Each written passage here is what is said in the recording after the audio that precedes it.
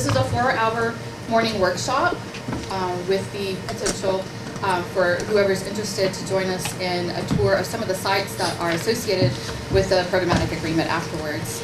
This is an abbreviated workshop this year because it's only been 6 months since the last workshop. It's a hybrid workshop, much like the last one, so we have the in-person attendance.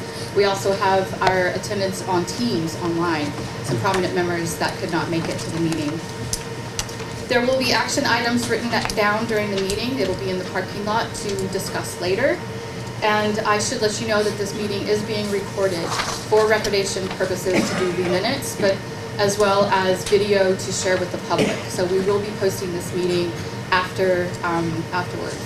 Otherwise, there is no live streaming. There will be no other parties calling in. It's a closed business meeting for the PA signing parties. All right, so then that takes us to introductions. Let me introduce myself. I only know a few of you in the room. I'm new to the team. I started in November. My name is Dr. Hetty Justice, but please call me Hetty. I am a NAFAC archaeologist that will be working with Camp Bloss, and I am scheduled to assume the role as the Cultural Resource Manager for Camp Bloss when my colleague, Ronnie Rogers, retires at the end of next month. That's the schedule. And before we go to other introductions, I just wanted to take a moment to say a few words for the team, to thank Ronnie for his service. He has given the Navy 12 years of service. He's been with this project since before the PA was signed. He's the original Cultural Resources Manager, and so there are some big shoes for me to fill. So I just wanted to share our appreciation for all of his work.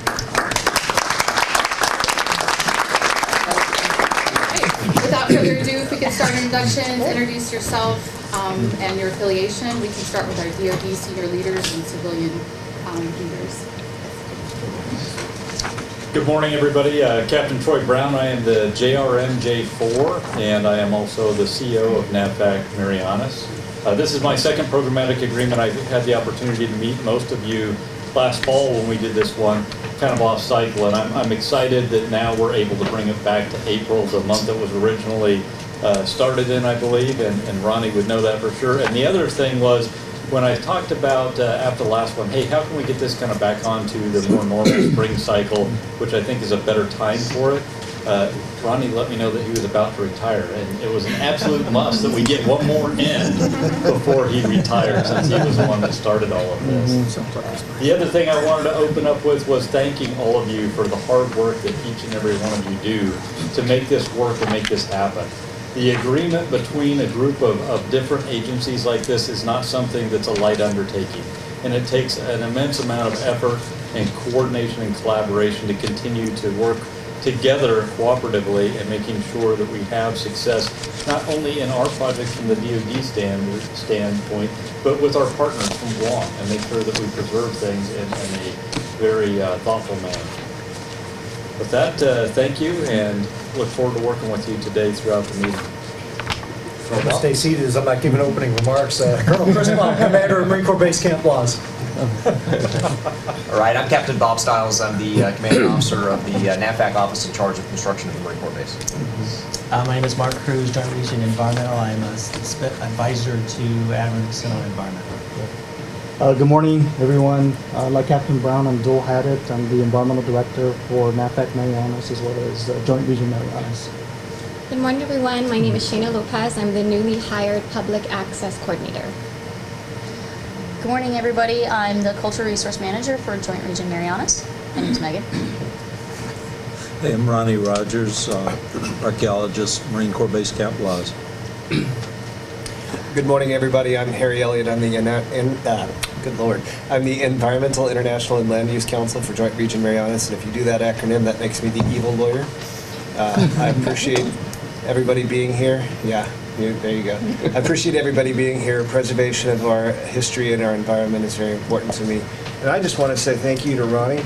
And for those of you who don't know, Ronnie is eligible for the National Historic Register, so we'll be here. It's a joke that all archaeologists Thank you. All right, Al Bora, Environmental Director, Marine Corps Base Camp Bloss, also with NAVFAC Marianas. Hafide Adrian Lorzo. I'm NAVFAC's Force Enhancement Manager at Camp Bloss. Hafaday Patrick Lujan, Guam State Historic Preservation Officer from the government, and congratulations on your retirement, Ronnie. Buenas, Joe Kinata from Guam Preservation Trust, Chief Program Officer.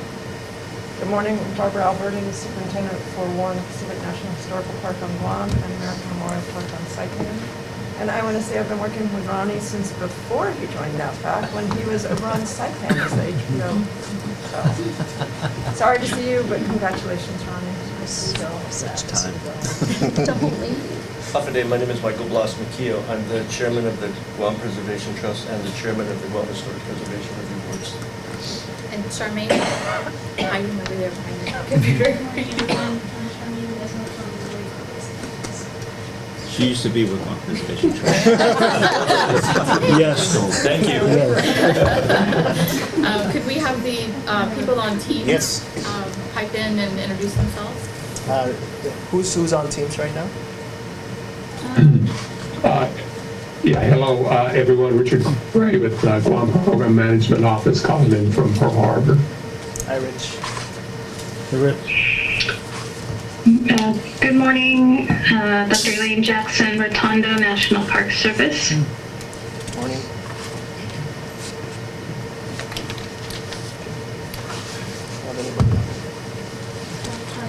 Okay. Is Miss Carly Antone on Teams also? Okay. Yeah, she's muted probably. You're muted, Carly. No, Catherine? No, Kate Kirk. ACHPD wasn't able to join us today. Can we also go around the room? to Yes, the of course. outskirts Let's start with. Who else we have here? Secretary Keating, I'm Public Affairs Officer for Joint Region Marianas. Good morning, Major Diane Rosenfeld, Comstrat Officer for Marine Corps Base Camp Laws. I'm Tanya King, I'm the NAVFAC Marianas Public Affairs Officer. I'm Debbie Snyder, I am Anderson Air Force Base CRM, as well as transitioning over to the NAVFAC. Good morning, I'm Lee Landos, Joint Region Marianas Public Affairs. Go ahead, Uriah. Oh, sorry. Go ahead, Uriah. Good morning, Uriah Perez, Marine Corps Base Camp Laws. Commander Brian Christner, Public Works Officer for Colonel Bob under Camp Laws. John Mark Joseph, State Archaeologist for Guam under Patrick Lujan. Tom Busey, Counsel for Camp Laws. Affidavit, Lieutenant Commander Joe Horton, Force Judge Advocate. Hi, Jean Chabon, Government and External Affairs, Camp Law. That's everybody. Okay, so opening remarks is next. I don't want to hijack this slide. I'd really like to hear from everybody, but I'm excited about being a part of this and seeing how productive we can be and sharing what we've accomplished in the last 6 months. Can we start with DoD senior leaders? Do you have any? You've already given your opening remarks, so that's sufficient. Anyone else? I tell you, I would just add that, as we look at execution of this program, we're kind of at an inflection point. There's been a lot of hard work amongst the signatories here talking about programmatic agreement to get us to this point. But most of the work we've done to date has really been a lot of horizontal stuff, a lot of clearing. It's really where we've had a lot of the hard discussions that we've had in this group. The good news is we're essentially to the end of that phase. And from now on, we're really talking about the development of the land. So hopefully the job of this group becomes a little bit easier in the years coming ahead as we finish up the development and construction of the camp itself. So just want to point that out. Hopefully it's good news and really a thanks to the hard work from our predecessors and those of you who've been here for a long time to get us to this point. And just one quick reminder that, as we're talking about this project, we do have more on the horizon, right? So that's something, these relationships that we build are critical because the DoD has a lot more additional priorities that we're bringing that we're talking to the governor and your staff on. So we want to continue the positive relations in this point. So maybe Patrick, you want to start off? Yeah. Sure. I on behalf of the government, I believe this being the 11th year, there has been some significant, discussions and adjustments and, based off of what the original PA had entailed, lots of lessons learned, a lot of parking lot issues still up to today. And yes, now that you guys are going up vertical, it's more of a settling period for what we've been working on for the last decade. With that said, we believe that we're not over the finish line yet. There's still some issues that we need to finish off, and then, like Mark said, and maybe not necessarily with the Camp Blanche team, but the JRM team with what's coming up in the horizon with the MDA. What have we learned out of this PA? What can we become better based off of that, right? And there's a lot of unknowns, probably more knowns on your side than the local government side. But with that, it's always, because a lot of the players are going to be the same, like I said, with the JRM team. So I think right now, I know we've had some preliminary discussions with that movement coming, but it's going to come hard and fast. And let's learn from what we've experienced with this PA and develop another one. Do we transition into another one with the upcoming MDA's incoming projects? So I think that's where we need to start the discussion now, and we have, but not from a programmatic agreement level yet. Thank you. Unfortunately, Advisory Council was unable to join us today, but we'd like to extend opening remarks, opportunity for opening remarks to perhaps Ms. Barbara Alberti or you have anything, Barbara? Okay. Joe, did you have anything? Yeah, I actually will my time to Chairman Michael Lasmacchio.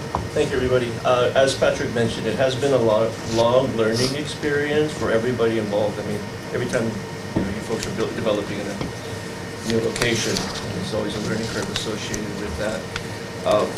We are going to take time on our side of the team to just kind of really cement what we've learned, how we've developed, and build up our resources on our side so we can be, a more efficient partner in some of these efforts going forward, and also, working on our public outreach element as well. So those are our goals.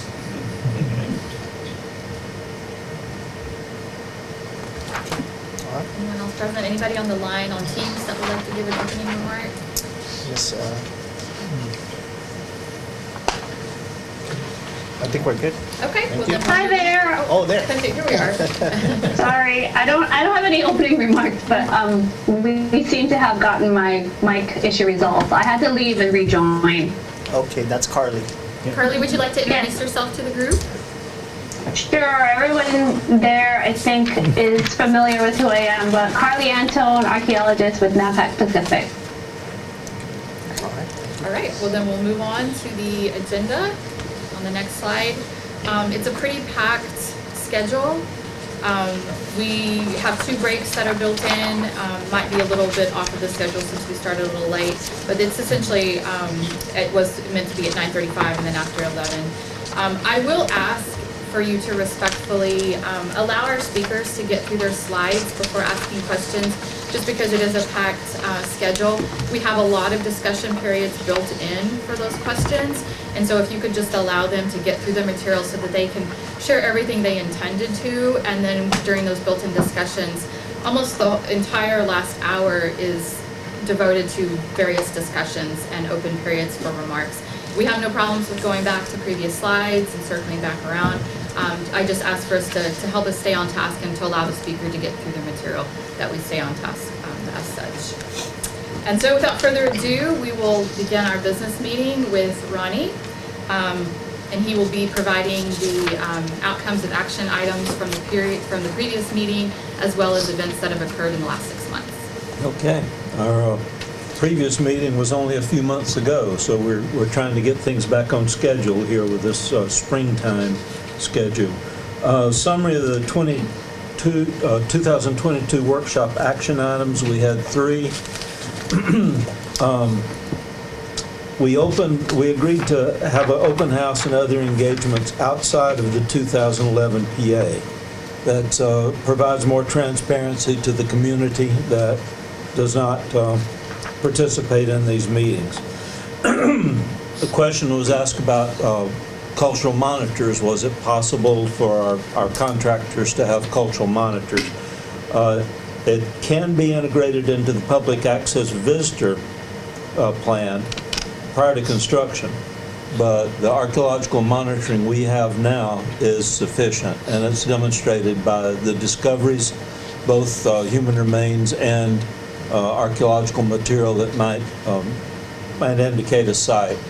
And we do have a lot of local students and graduates that are working with our crews now and providing that connection with the community. They speak the language, they know the culture, and we appreciate their work.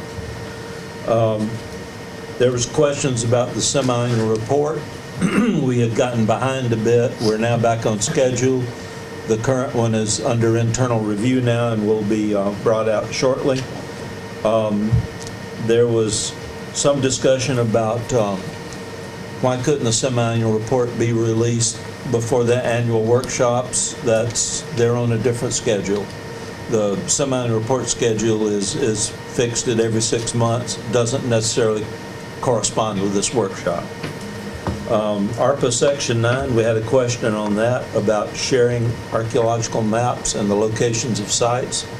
The decision is if the sites are 100% data recovered, essentially all that's left is the information we got from them. We can show where those sites were. One other event was the open house. We had 120 public attendees, and Megan will cover more detail in the next slide. Other events since the last September workshop, we held the open house that were mentioned previously. We had a monument dedication ceremony out at HR 1 in the cantonment area. That is where the monument for the burials is currently in place. And there are plans for preserving other areas out there that will be discussed later in the workshop. We provided media tours on January 25th, and the Japan Association for Recovery and Repatriation of War Casualties came out on 3rd of February of this year, along with the consulate. They visited the location where Japanese remains, World War II remains, had been discovered. And it turns out that after the excavations there are remains of 3 individuals. They are mainly identified by the Japanese military artifacts that were found in association with them. The remains are still with our contractor. They will later be turned over in a later visit by the consulate or by the Recovery Association. And then finally, on 17th of March, we had a tour for the new legislative members. So that's what's happened. It's just in the last few months. And if we could go ahead with Megan providing more detail about the open house, and then following that, she'll be talking about creation updates, and after that, we'll have an open period for discussion. Thank you. So as Ronnie mentioned, we had an open house on January 19th. From the feedback we have, the open house was appreciated by the public. We had a lot of positive comments, and we had a lot of constructive comments. Everybody agreed that the acoustics was pretty terrible at that location. Apologies. We hope to have better acoustics next time. Folks suggested, in addition to a less noisy venue, to have interactive activities, which I think is a great idea. So actual artifacts and photos, and maybe plants. And it was a great opportunity, at least though, last opportunity to showcase that venue before the artifacts do start being processed and put into the Guam Curation Repository permanently. Some ideas on public outreach works, products and engagements. All really good feedback, I have to say, is establish a searchable database for public comments. I think that's great. I think that people do have a hard time finding those online. Another one was to do a video series of all the open house posters with each presenter so that folks who weren't able to attend for whatever reason could actually see those online. There was some comments that maybe people didn't hear about it in enough time to actually be able to make it. So I think that that's something we'll take for action. Create a tour of the archaeological investigations, collection management, and a session at the repository. Another one was to maximize research and education value of the DoD archaeology, and I think that all the archaeologists here can agree. So people seem to be interested in the research and an online database for repository artifacts, something that you can search and, be able to see 3D, maybe 3D images, stuff like that. Seems sort of similar to what happened with museums during COVID, to have a more virtual interaction.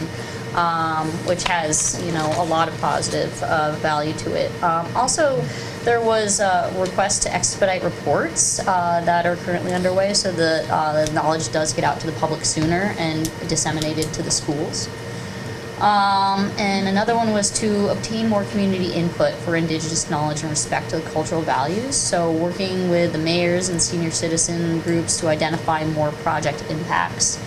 Another one that I find particularly valuable is to train all the Navy archaeologists on Indigenous protocols for entering sacred sites. That was a really good suggestion. And then avoid digging up burial sites in general is another comment. So for curation update, so we are currently working to provide inventory, the tangible inventory, to the Guam Cultural Repository staff. JRM is currently working ongoing with the curation staff. The first milestone will be to complete an intergovernmental service agreement between JRM and the Department of Chamorro Affairs. And now we have curator Dr. Kelly March Titano is on board. So JRM has been working with her and her team, meeting about once a month to try to keep on task with all the various things that need to happen for that. And I will pass. All right, so that brings us to burial treatment plan. Okay, so this first slide is just sort of a summary of some of the accomplishments in the last 6 months with a little bit of background to remind you about burial treatment plans. I'm going to go into detail on the next 2 slides for each site. There are 2, Charmaine, if you could.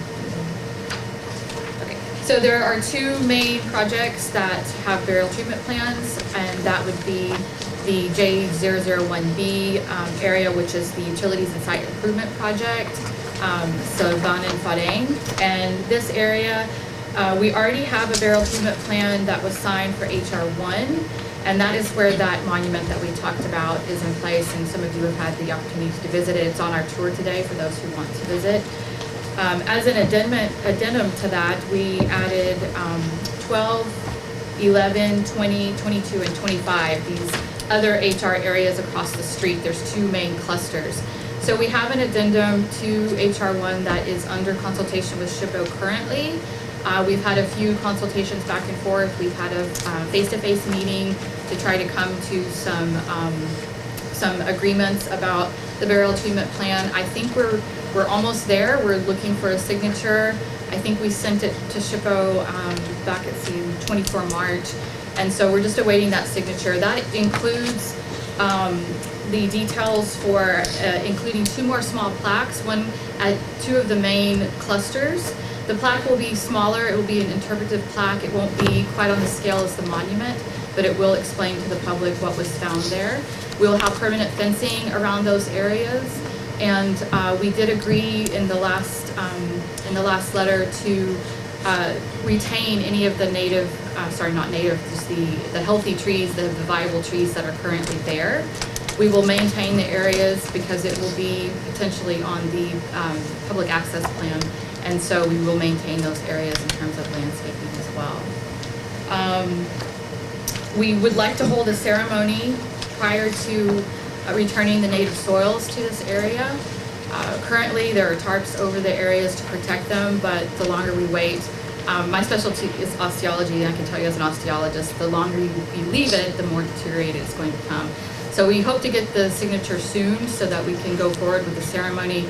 We can replace the native soils and really complete that hold in place that we had agreed upon. And I meant to say from the previous slide that across the board, hold in place is in all the burial treatment plans. That is what we are practicing, that's what we strive for, and we've been very successful. I'd also like to mention that there are no modern or recent remains that are in these areas. The Japanese remains that were there, as we mentioned, were removed, that will be repatriated. But otherwise, all of the burials that are under consultation, it looks like they date to the Laddie period, but there are no recent remains. Moving on to the next area. Excuse me, Hetty. I do want to acknowledge the SHPO suggestion of identifying historic residents, right, in our interpretive data or interpretive signage. So we will work in coordination with the SHPO on the specific content of those plaques. But we do need to get to the next step of the process and hopefully get the Patrick's signature on our burial treatment plan so that we can move ahead with that work. So Patrick, we were hoping to be able to come to a resolution on that. Sure. And then just to throw in, I know you guys saw something on the media last week about reaching out for recent local history for Monkfolk. That's an initiative that I took for not only federal properties, but everything, right? So we did a reach out for the Hagåtña Bridge, and we had some recent residents that came forward with more information, more historical input that adds value to the reinterment of the remains. So we're going to be doing that using a nonprofit organization that is a stakeholder for that and doing the reach out for us. So just to let everybody aware of how we are doing business that way. So is that non-profit organization with like Hope? No, it's a different group. Yeah. Okay. All right, and moving on to the next area, which is J755, which I have personal knowledge of. Actually, prior to working here, I worked for a local company as a project director and bioarchaeologist for some of these areas of J755. So this is the Mogfog area. To remind you, we have a burial treatment plan for HR4 that was already signed. And if you look on the right photograph, the aerial photograph, you can see this is area 6, and that's where you'll find HR4.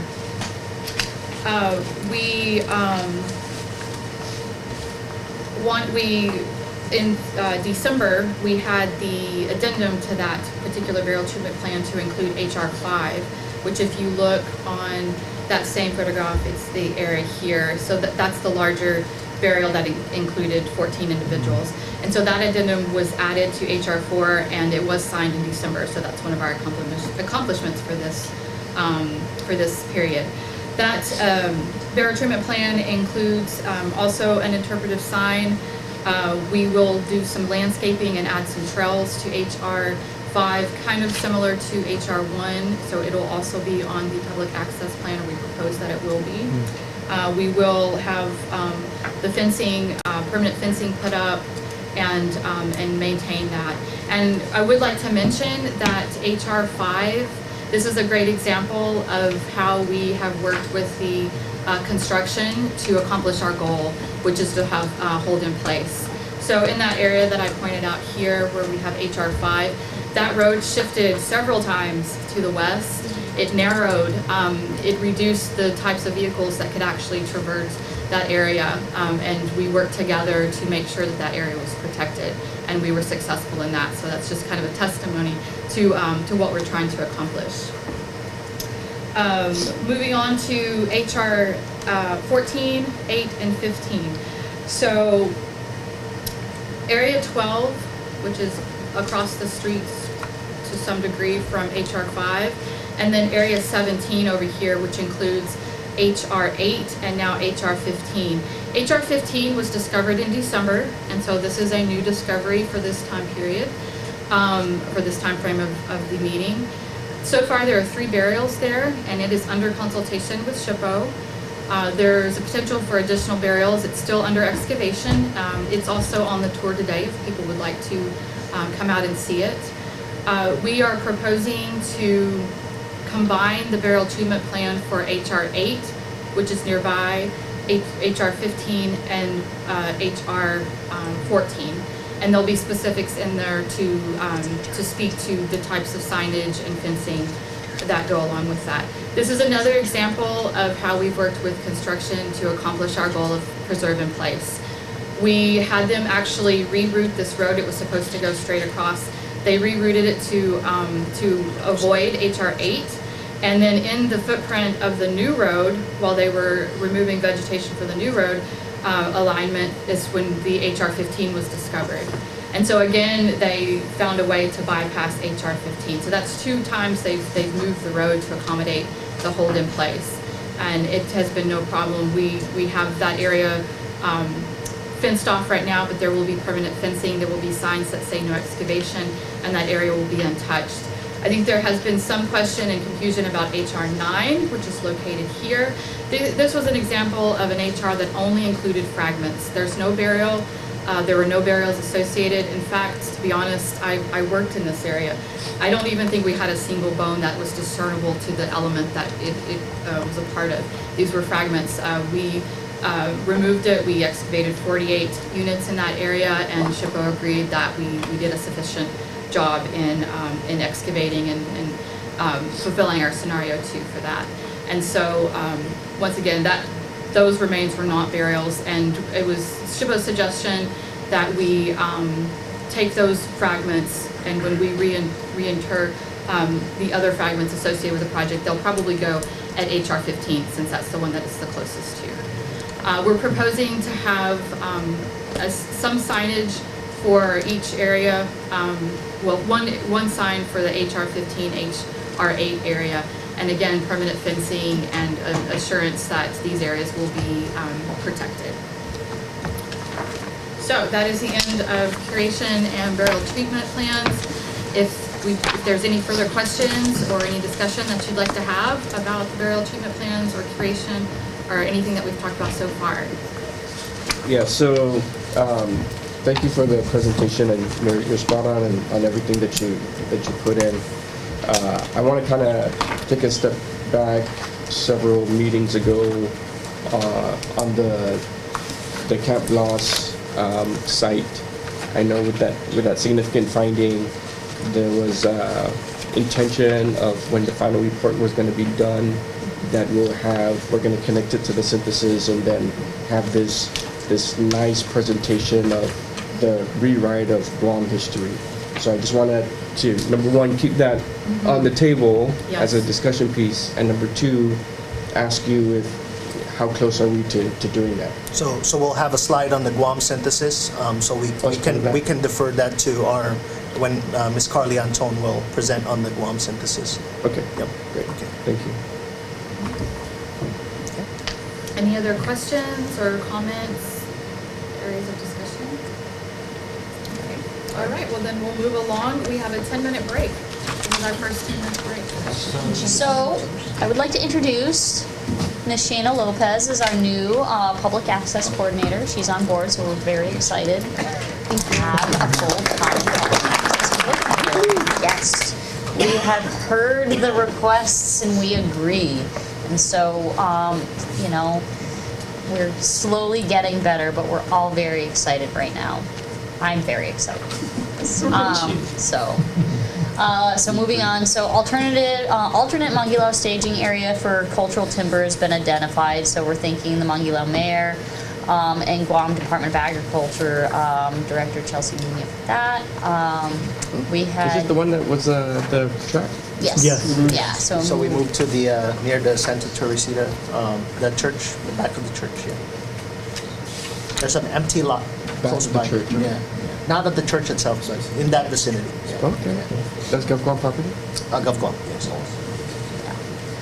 So we did a Tweeds Cave visit on, or we will be actually, sorry, I did a Tweeds Cave visit recently with someone. So we will be doing another Tweeds Cave visit on June of this year. And there's a Section 106 consult letter for the development of a plaque to install between Arturo and Tweed Group,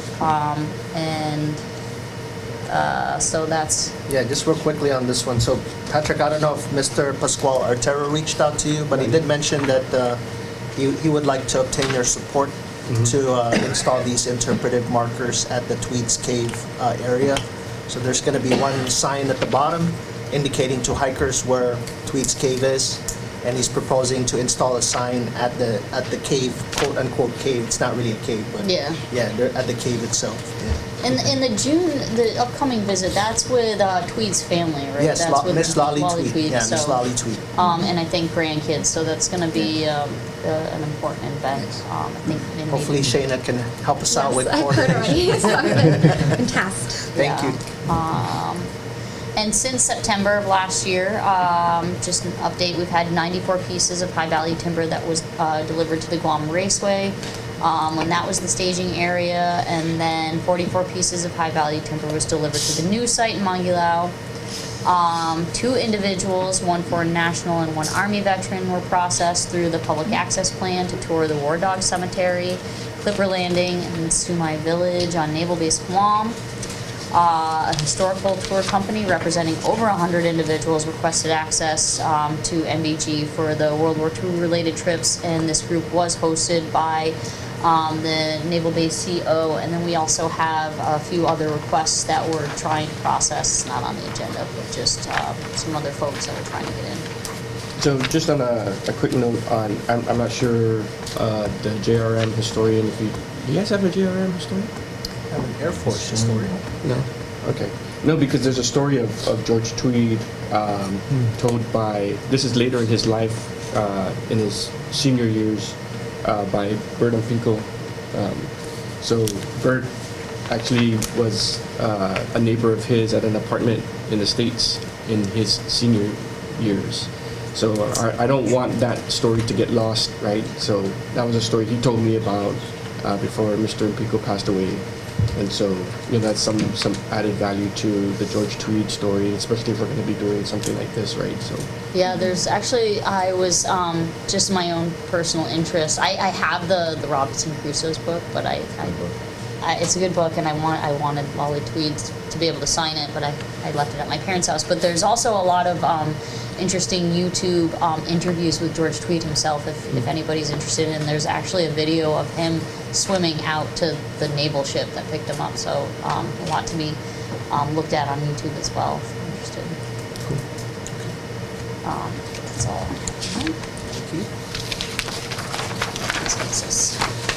Maybe JRM needs a historian. Yeah. By default, that's the archaeologist a lot of times. We have one here, need one. Hey Megan, we need a historian. Yeah, we got to write on it. Hold on. Well, we have a question. Oh. Oh, yes. Yeah, awesome.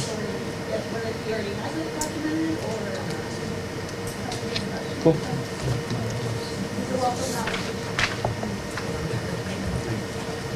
Yes. Okay, that's all of the, I'm sorry. Yeah, for access, do you have to go through the same process? Or there's a different process? And how long do you have to wait? So currently, And we will always get this approved.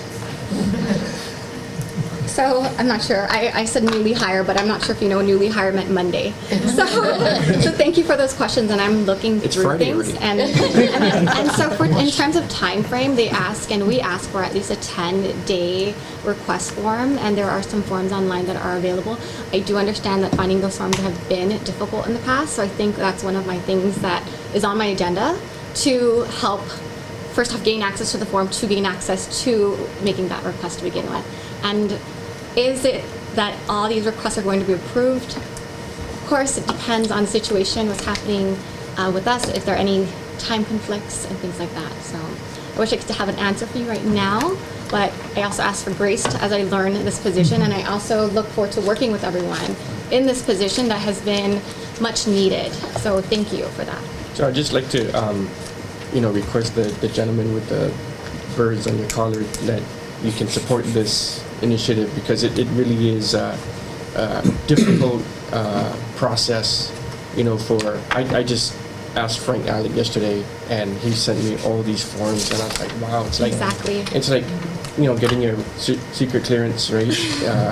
The background checks and everything, just for a civilian to go and visit, so please, if you can, on behalf of the people of Guam, continue to support simplifying the process and streamlining it much more than what it currently is. And that's definitely on the top of my agenda, so thank you. And I did see your request, so you'll see you soon. Yeah, that was a request that was in the comments from the open house, is to streamline. I think sir made that comment, and we hear you loud and clear, and gonna try to. So Pat, so that's a good question, and I know you fully understand. Not just this program, and we've got requests from other partners like Guam EPA, right? They want to be able to have access on the installation. So that's something that EV is kind of working on, but obviously that's not necessarily an environmental's lane. We have to work with security. And as you know, all the installations, the installation commander really dictates the security and the base access. So this is something that we'll continue to work with, not only the installations, but also through the J3.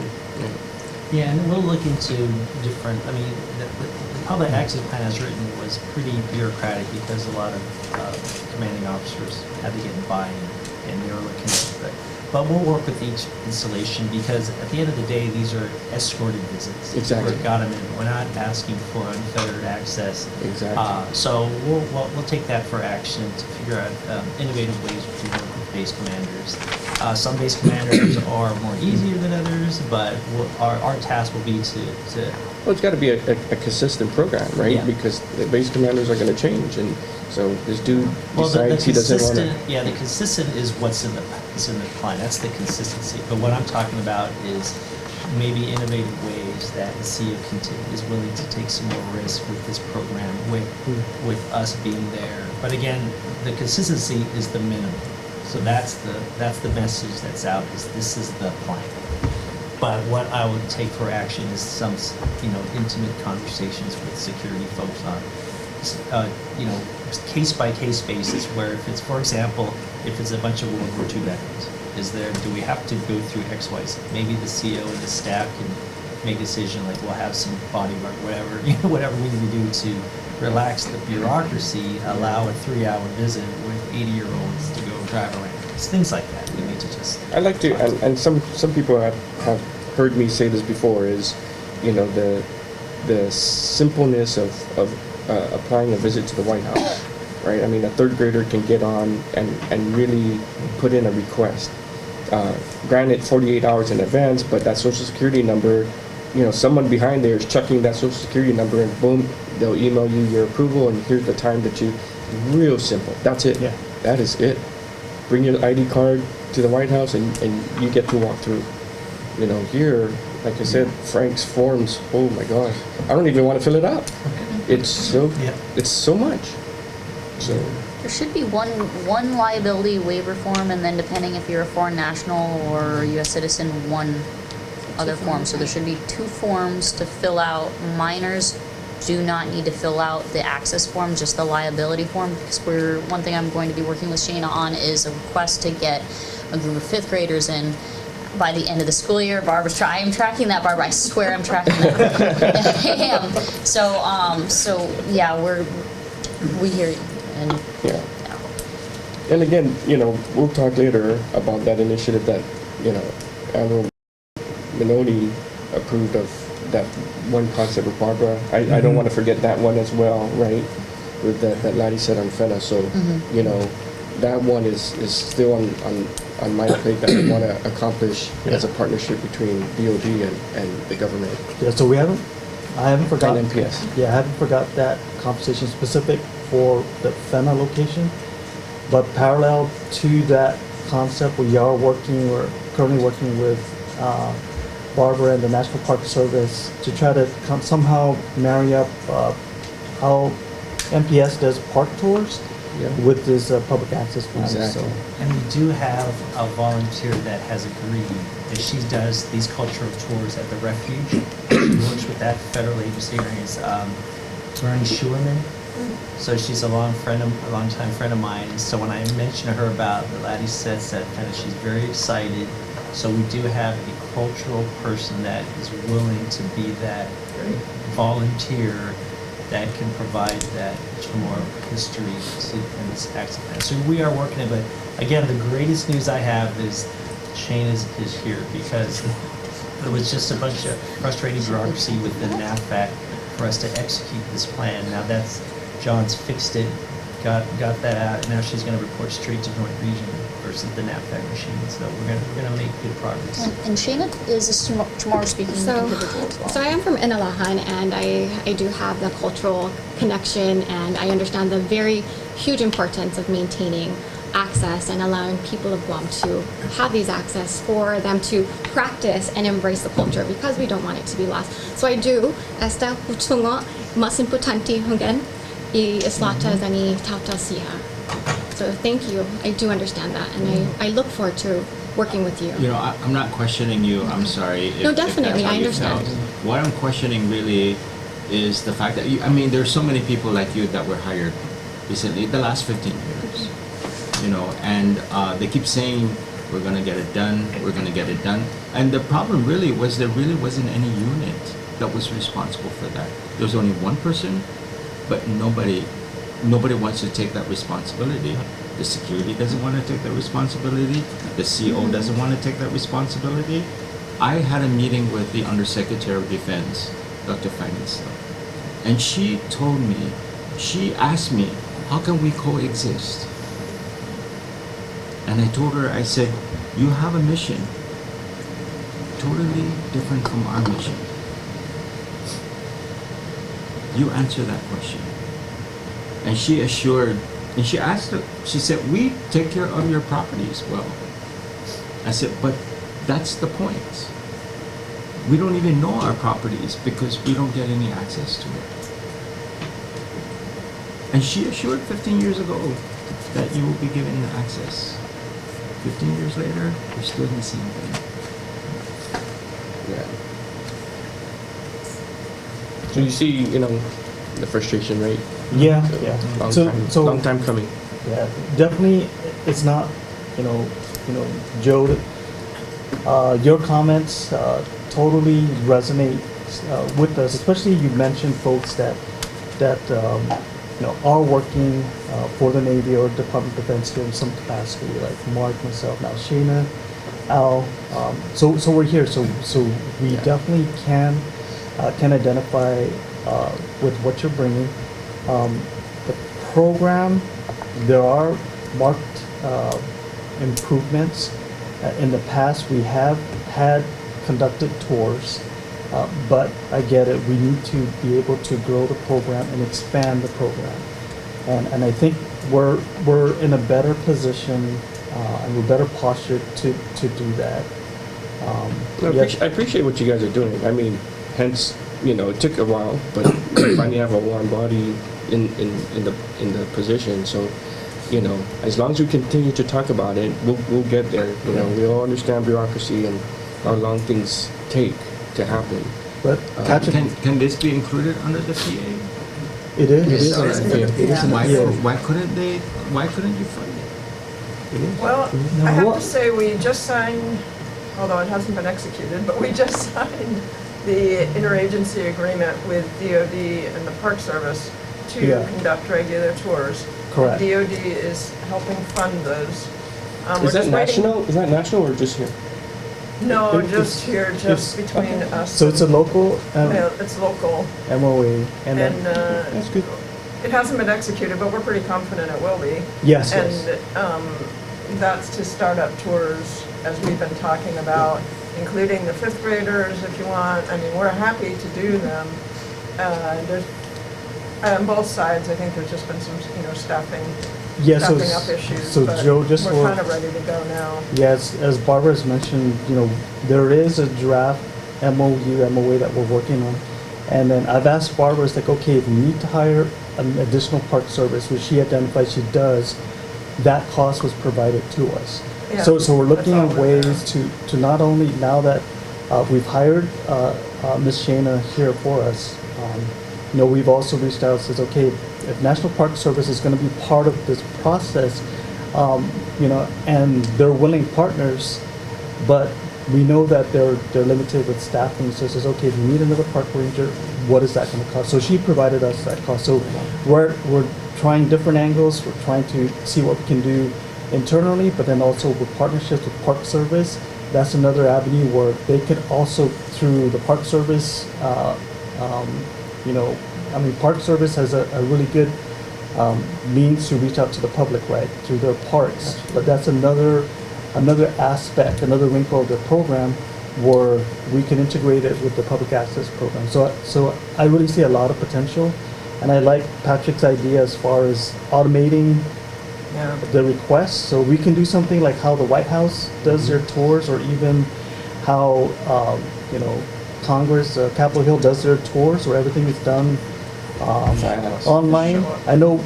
I guess for us, having put a request in, it's through the CODELs, through our congressman's office. We can sort of do something like that. I don't know if that's something that... Not anymore. You can just go online. Yeah. There's an open spot. Yeah, the congressman actually has passes, and the congressman has the ability to just guide some people all the way in without any questions. But you don't need that. You can just go on your own. Right.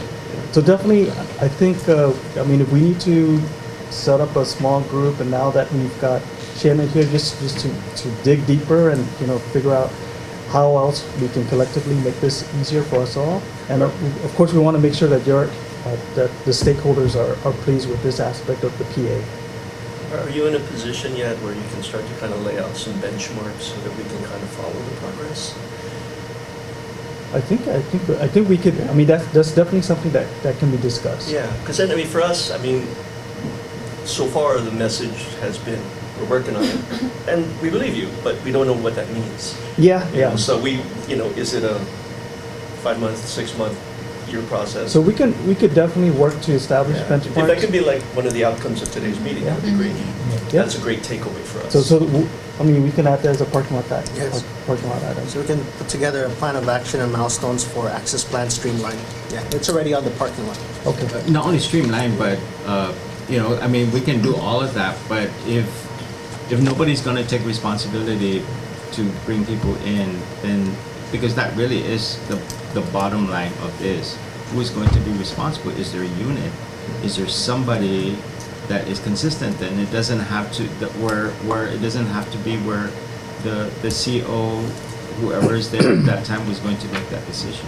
Reinventing the wheel. I would say the COs are always going to have to, based on a current security condition, be able to make decisions. We understand that part, but and I think the biggest ask, and John, I'll ask you to get with me later and talk more about how are we intending to fund this long term? Because I don't want it to be something that we're able to do for 1 year or something like that, and then all of a sudden our funding that supports this program goes away and we can't sustain it. I think we need to look that's for, what I meant. what I'm hearing is we got to find a long-term solution that we think we can continue with. Yeah. And that's always hard for us to convince, as it is for any of you in your agencies. You got to convince whoever funds your agency, hey, you need to invest in this every year. Yeah. So we definitely can have that conversation, Skipper. Resourcing at least the billet. We've got that long term. And then there's a mechanism too, while we're working the process through National Park Service. We've got funding now, but we've also got an avenue where hopefully we can continue to develop our partnership with National Park Service. So that's something that we could continue to pump for through CNIC. Getting back to Joe's comment as far as ownership, JRM owns it because there is a Joint Region Marianas instruction on the public access plan and the public access program. other than it being a stipulation on the 2011 programmatic agreement. So there is an actual JRM instruction. So because it's a JRM instruction, then that's also per the purview of the Commander Joint Region Marianas. And by extension, it falls to Mark, myself, Megan, and Shayna to kind of lead that effort. And this whole effort, Joe, for just your background, it was about 1.5 years ago that Patrick sent us a letter. It basically says your public access program needs a lot of work. And Patrick offered a solution for the DoD. He said he spoke to Barbara, and so it's just like you mentioned, we have some bureaucracy. We've took the tour with the Admiral, the ACO, we've done site visits to Naval Magazine, so we've seen the sites, we've done work. The challenge is, we did have a public access coordinator, but now we got a better one. So that's part of the plan, is to, now that Shayna just got here, and we have your cost estimates, so we're gonna be funneling money to her to increase staff. But this issue about the streamlining, we will take for action this particular workshop, because it's 11 years now we've been trying this public access plan. And this meeting is exactly what we need to do, is talk about the poor performance of this and ways to improve. So we're committed right now to take that back for action. And yes, we will always have those concerns with Naval Magazine, and we explain that about ordnance operations and security. And the reason why it's such a beautiful intact set is because it is protected by the DoD, etc. But we've got the message from Patrick loud and clear that high value, beautiful site, the public needs to see it. And so we will take that for action and have them improve that with the National Park Service and Bernie and other individuals. So it is. I mean, we're gonna come up to those issues up at Reptilian 2 when the firing range opens, right? So what's the accessibility there and all of that stuff. So, that's understood. But when you do it right, you schedule it right, you give that access to people. Here's a block of time. I think that's. So we look at it as a dynamic program, right? That we can continue to. I mean, Patrick, you mentioned that just over the course of the 2011 programmatic agreement, there's some lessons learned as we implement. We had to do some changes, right? Working in consultation with your office. The public access plan, as it's currently constructed, we actually have specific sites that's covered under the public access plan. So working with you, Joe, and Mike and Patrick, and you say, hey, like, I don't even think the Fenna site is in the public access plan. So if you feel strongly that, hey, there's certain sites that the public access program doesn't cover that we would like added, then we can continue to have that discussion. And if that warrants adding those sites, which would warrant amending the Joint Region Marianas instructions for the public access program, then we can work on that. Joe, you made a comment earlier, so I'm just curious, as the newer guy, to help understand the problem in the current situation. Right at the very beginning, you made a comment about the current, I think admittedly, bureaucratic process to get access. But you had said something about even the people that had gone through and submitted it mostly were denied. I mean, I was denied. Do we know, were people denied because of?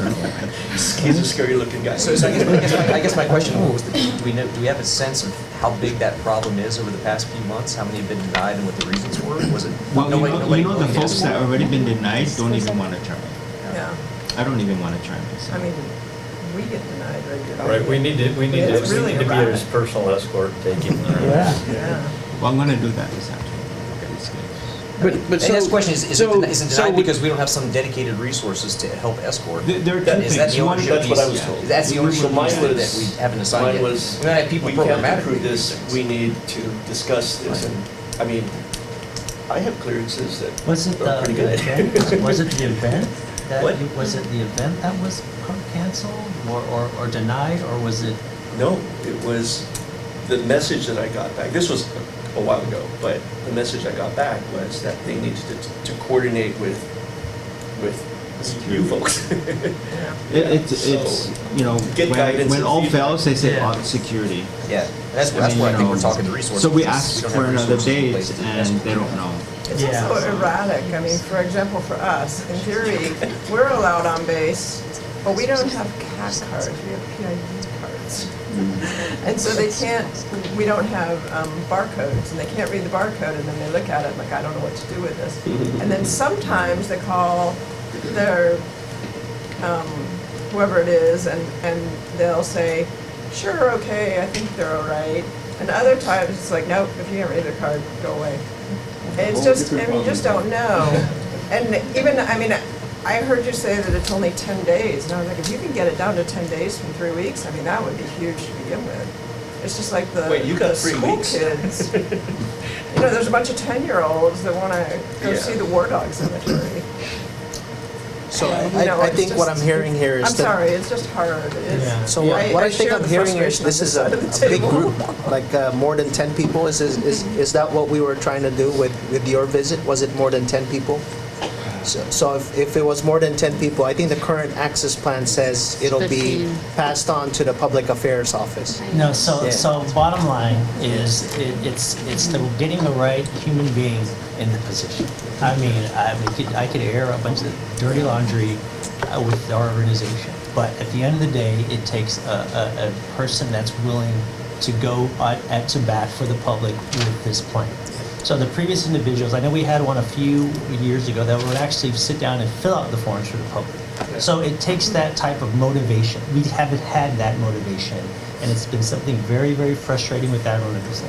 So because of our frustration with the current person that was doing it, we got rid of that person and we hired him. So it's been something that the admin is quite passionate about, is that this has been a consistent frustration for at least since I've been back in 18 months.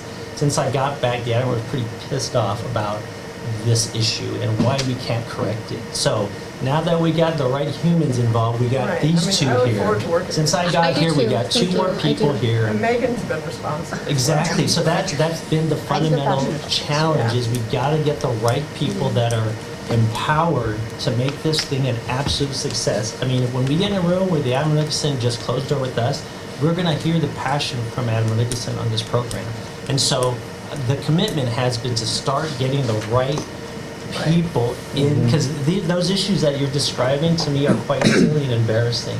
And that's just because we don't have the right person in the right seats to And I go manage appreciate that. these military types, right? To make this Yeah. project a success. Because I know that Megan's been trying to do like, 5 hats probably, and so it's nice to have you, Shayna. And I was just gonna kind of go out on a ledge here and say, I think that the Admiral, from what I was hearing from him, is he's open to, thinking outside the box in addition to the Park Service support and trying to get some uniformed folks to help assist in, say Yeah. like we do something quarterly with the Park Service, then in the meantime get, I don't know the proper term, but some guys, some troops to escort as those Yeah, folks we talked about being doing some training. for yeah, people to those help them folks learn how having to a do core group of tours. individuals who are trained on how to do it, and then when we have, hopefully we can all kind of come together nicely, and we have a nice website, and people can click dates, and when it's not a Park Service date, we have those folks who can come out, and so I have a lot of ideas, maybe more ideas than people really want, and I'm so interested in other people's ideas, and hopefully, as a team, we can figure out the implementation of those. Like Patrick knows that I'm not so tech savvy, so I have to start bugging people about our website, and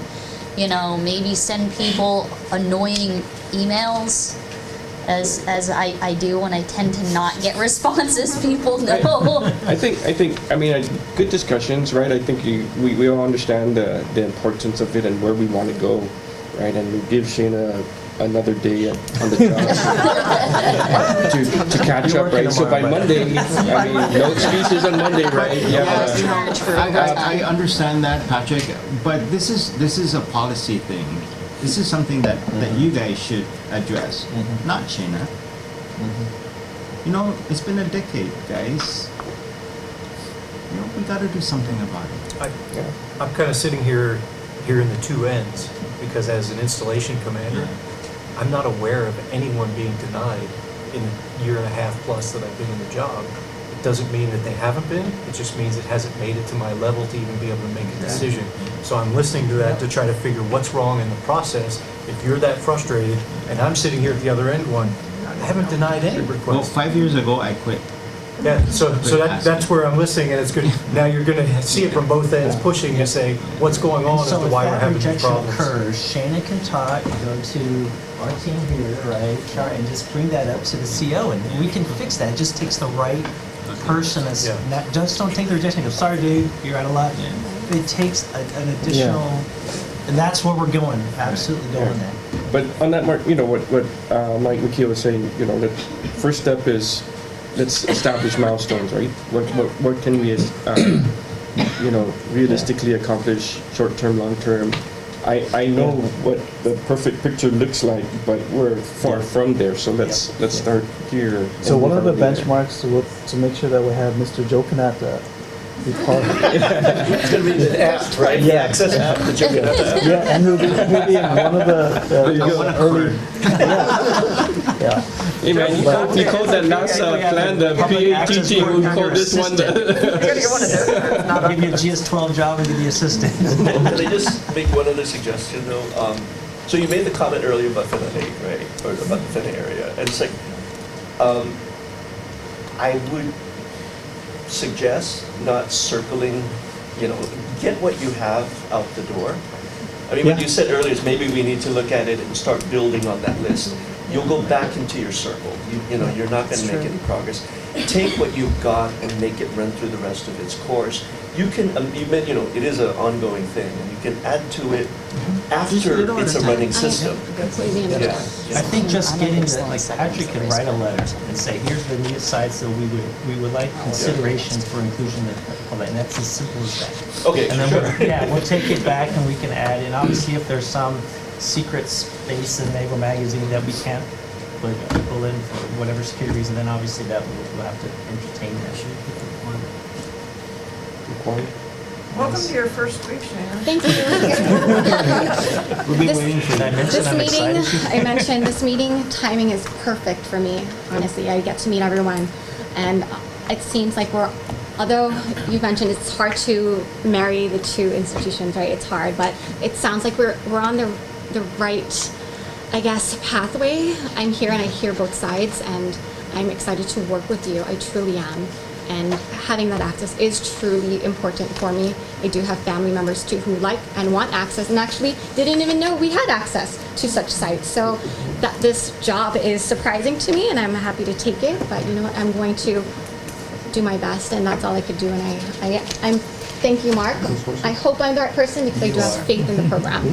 I truly do. That's all I need. I truly do. 100%. It's a good place to start. Okay.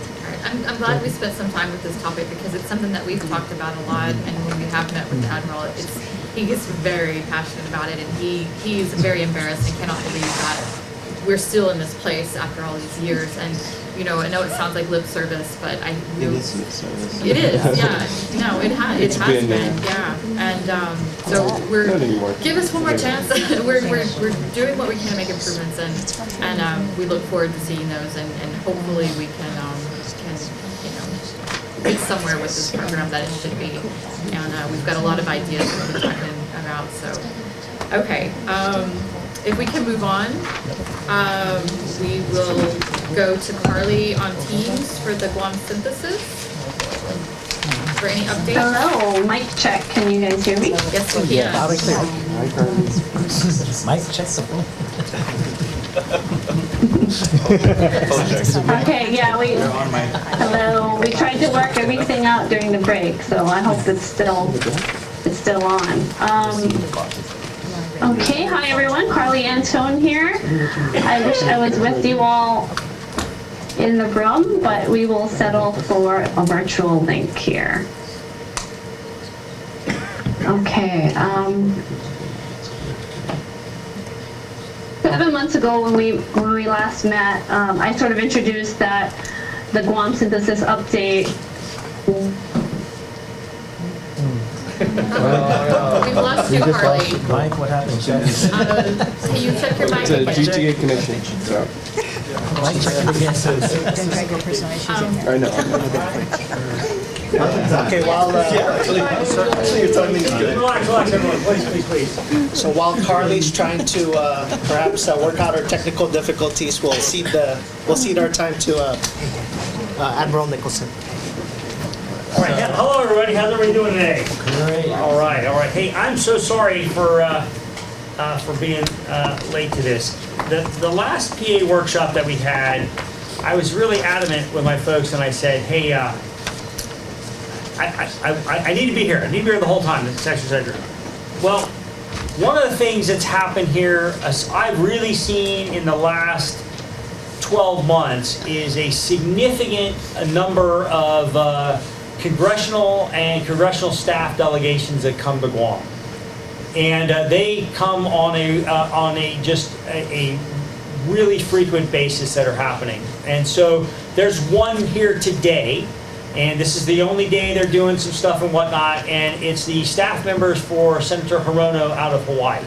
And so Senator Hirono is one of the members of Congress, of the Senate, obviously, that is a huge proponent of what happens here in the Pacific Islands and whatnot. So I have to balance some choices sometimes. And this is enormously important, but we have the technical expertise to talk. So I felt that today I had to spend some time with those members to help them understand what's happening here in Guam, because ultimately they can be part of the solution that may pass some legislation to get some more money or to do some other things for the infrastructure and the environment and everything else here in Guam. So I just wanted to apologize up front for why I was not here and why I'm going to leave here to go join back with them here in a little bit. So my apologies up front for that. But I wanted you to understand the good news is, in my opinion, Guam is getting a lot of attention from members of the House, members of the Senate, their staff members, and so that's why we see these. The bad news is it means that my schedule that's already stretched pretty thin gets stretched even thinner, and so we have to make some of those choices. So first of all, my apologies for that. So hey, but I want to thank everyone for coming out to do this workshop. So our I believe this is the 11th annual workshop here, Programmatic Agreement Workshop, and we've been doing this for over a decade, so that's pretty neat. And it's really a decade of, and I know it goes up and down, but it's collaboration and coordination and really a partnership as we move forward on what we're doing here in the island region. And this, we can't do this in isolation. We've got to remember that what we're doing here, and then there's a geopolitical world going on around us, and how do we take those things into effect? And we've seen that, across the board is, hey, we thought we were going to do one thing, we're going to do it a little bit differently now. Now, in the recent iterations of this, we opened this up to the public and a number of other folks that came, and I like the openness, but quite honestly, for those of you that remember the last workshop, not much got accomplished. It was overrun by folks that were, quite frankly, grandstanding and whatnot to make their point. I get it. People are passionate about what's going on, and they should be, and I have no problem with that. But if you have a group that assembles, a working group, which is what this is, right? You need to get work done. And it is extremely counterproductive if you can't get work done because the entire time is taken up by something else. So, we're going to try this out in this format. Will it cause some backlash? It probably will. But on the flip side of that, we're going to try to do some more open houses and show that side of it as well. Now, I would really like to see all the stakeholders, get back to and focus on our core function here, which is what I think we're doing now, so we can maximize our time and attention, and then we can really get to the technical aspects of the programmatic agreement. Now, we've, over the past 10 years, now I've only been here a couple of years, I know some people have been here for a lot longer than that, but we've witnessed many decisions that are made by this group about the military activities on the island. And sometimes that dialogue is difficult. In fact, I got word that there were some spirited discussions going on here a little while ago. That's okay. But you got to bring these things up to the table, and then we have to work together to find out what those solutions are. And as I understand it, the public access plan is one significant point of contention. I got to tell you, it's a point of contention with me too. It's driving me crazy. These guys can tell you. We just had a meeting the other day on it. I'm like, I don't understand why we can't get to where we need to be on this. Why is this so hard?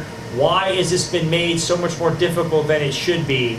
And I think that there's a way that working together, we can attack some of those things. Quite honestly, though, I'll also tell you, it's my belief that in the past, there were some people that were actively working to thwart us from having success because it helped them in their narrative that we're not doing anything. Let's not let that kind of negativity encroach on what we're doing. If you feel that someone is working against, kind of behind the scenes, working against some of these things, we need to figure that out, and then they shouldn't really be a part of that process. We need to have people that are focused on what's the right way to move ahead, to move forward, to figure out how we can do this, instead of putting so many stipulations on it that it becomes impossible to do, and then you'll never get there, and then the end narrative is, well, look, once again, no public access. That's ridiculous. We can come together and figure out a way to do this. In my mind, and we need a little help. We need some people that are a little bit more savvy than I am, and my one finger at a time typing on the computer, to put together something. It should be as simple as, hey, here's the website you go to, here's the planned tours that are coming up, you select your tour, you fill in your information, you hit submit, you get an email back that says, hey, you're confirmed for this tour, this is where you go at this date and time, you show up there, you've already submitted all your stuff through the website, you show up there, there's a bus or minibus, whatever, there's some guides, they check your names out, you show them your ID, check your names out, you get on the bus and you go on the tour. Why can every other tour company in the world pull that off and we can't? And it might be just that. It might be we need to look at ways that we hire a civilian tour company to run all that back end stuff, and then we use them to kind of plug in, and we do the vetting and everything else, and we have the experts that are there, and that's how we do it. I don't know. That's kind of, in my mind, that's kind of the way I see it. But this should not be hard. But golly day, it seems to be impossible, and this is ridiculous. I don't understand why it's so hard. But I do know there were some people in the past that I believe were just saying, well, but you need to do this, and you need to do that. And we won't accept it if you have people in uniform on the bus, and we won't accept this and this, that, and the other. Like you've stipulated yourself to a point where it's just never going to happen, right?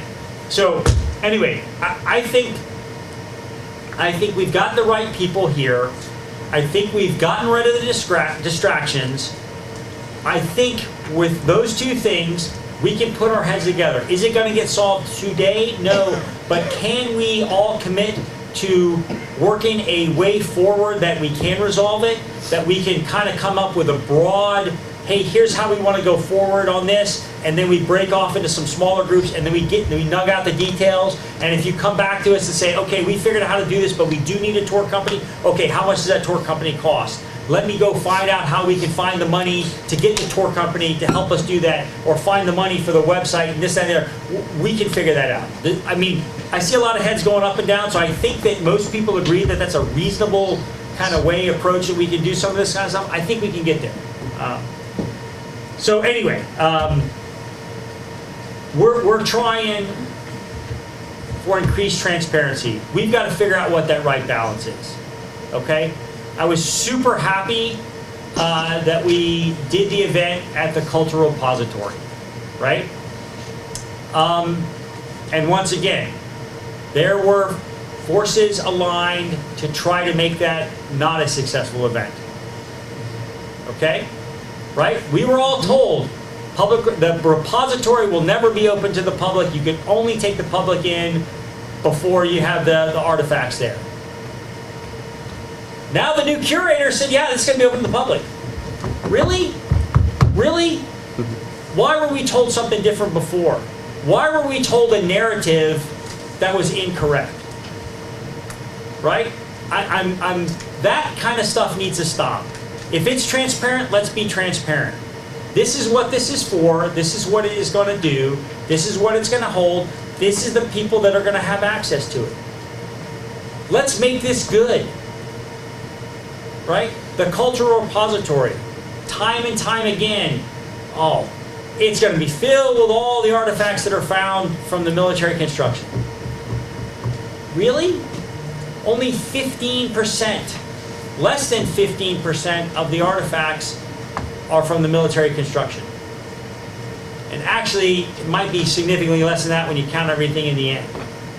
That 85% of the artifacts are already in possession of the government of Guam. I'm just growing tired of the false information that's been pushed out there. Let's be transparent. But let's be transparent. Tell the truth.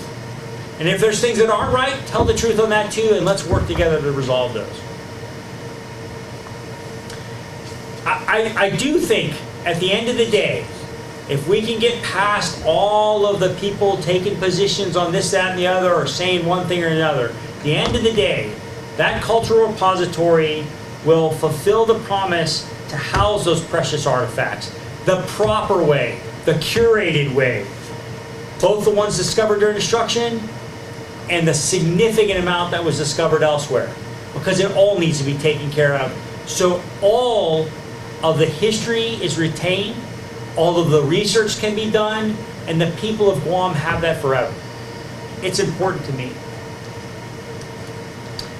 Through this process, through the folks in this room and the folks who work for them, we've actually changed the understanding of Chamorro history.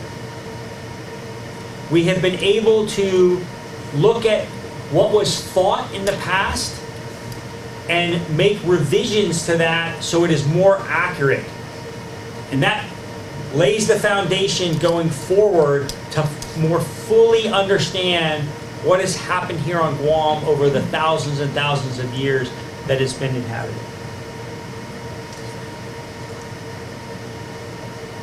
I think we've done a good job of working together between elected officials, cultural leaders, the State Historic Preservation Office, that we've worked together to preserve in place the burials. Most recently, we brought a very small group of local senators around and showed them some of the work that was going on. A much larger group of senators were invited, but chose not to come. And we showed them what's going on at Sabanan, Fanang, and Mofog. And we showed them how the facilities were actually redesigned to go around and to leave the burials in place. And the response we got was, we didn't realize this was happening. We didn't know that we were doing it like this. It was pretty amazing. It was also, for me, pretty amazing to see our archaeologists doing their work in real time. To see the care that they take in laying out their grid patterns, and then with specialized tools, slowly going through the area. And if they find something, expanding the search. And then when they do find something, leaving it, keeping the original material that was above it, and then putting it back. It's something else. So I want to commend all of the folks that work together on that, right? Because it's not just one entity doing it. It's not just the archaeologist. It's getting the consultations. It's understanding from the SHPO, hey, this is what you need to do. Yes, that's a good plan. No, that's not such a good plan. Let's change this a little bit and let's get this good for everybody.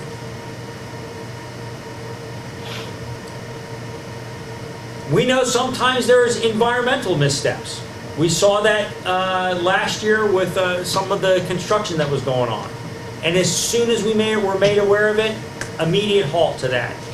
And then taking the time back and forth with EPA, Guam EPA, and the local contractor until we got to a point where everyone was satisfied and we could move forward. It takes that. It takes everybody working together to do that. We are committed to hosting another public engagement later this year. Probably not at the repository. We'll look for another location. And I'm open to figuring out how do we make it better. For example, I would love to have an event where we can bring some things. I would love to bring one of the plants from the nursery. Like, this is what it looks like. This is what we're doing. This is the care that we take to bring these things back. We got to figure. We'll work together. What's the right location? Let's bring some of those tools that we use from that the archaeologists use. Let's show these things.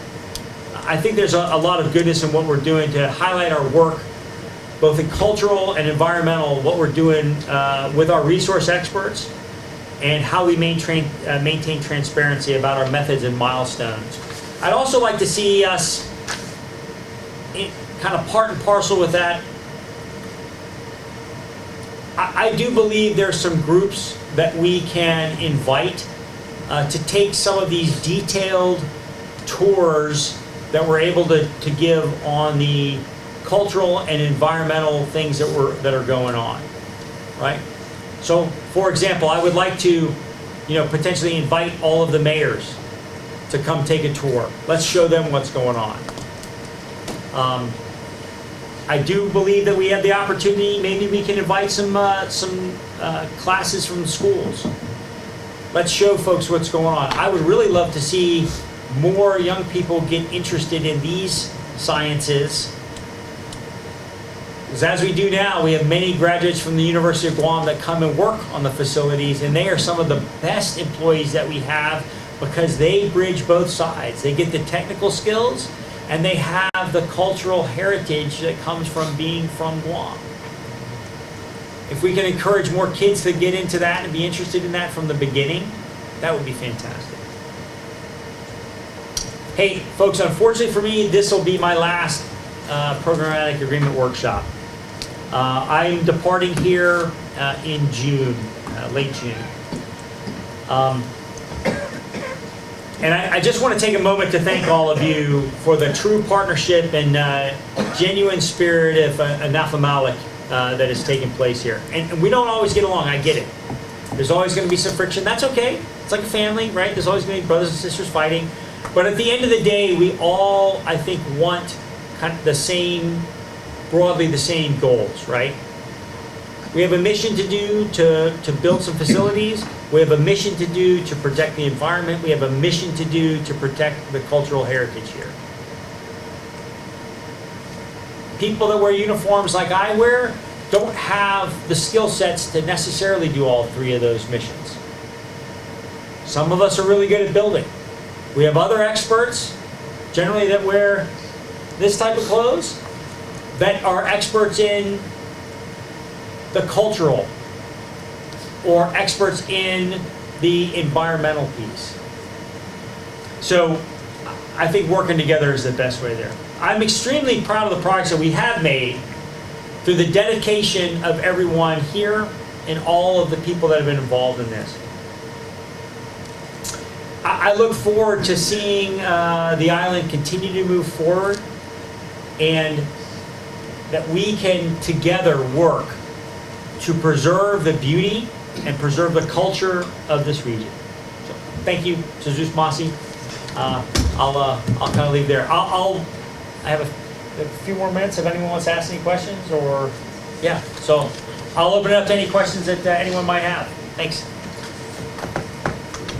Not a question, but just a comment. Working with you and over the last couple of years, appreciate your openness, and your flexibility, listening to the concerns of what we have and adapting to those, right? And knowing that every commanders here for just a short time. We've, like I mentioned before, we've been fairly fortunate with Admiral Minoni prior to you, and having that same energy and openness to the people of Guam.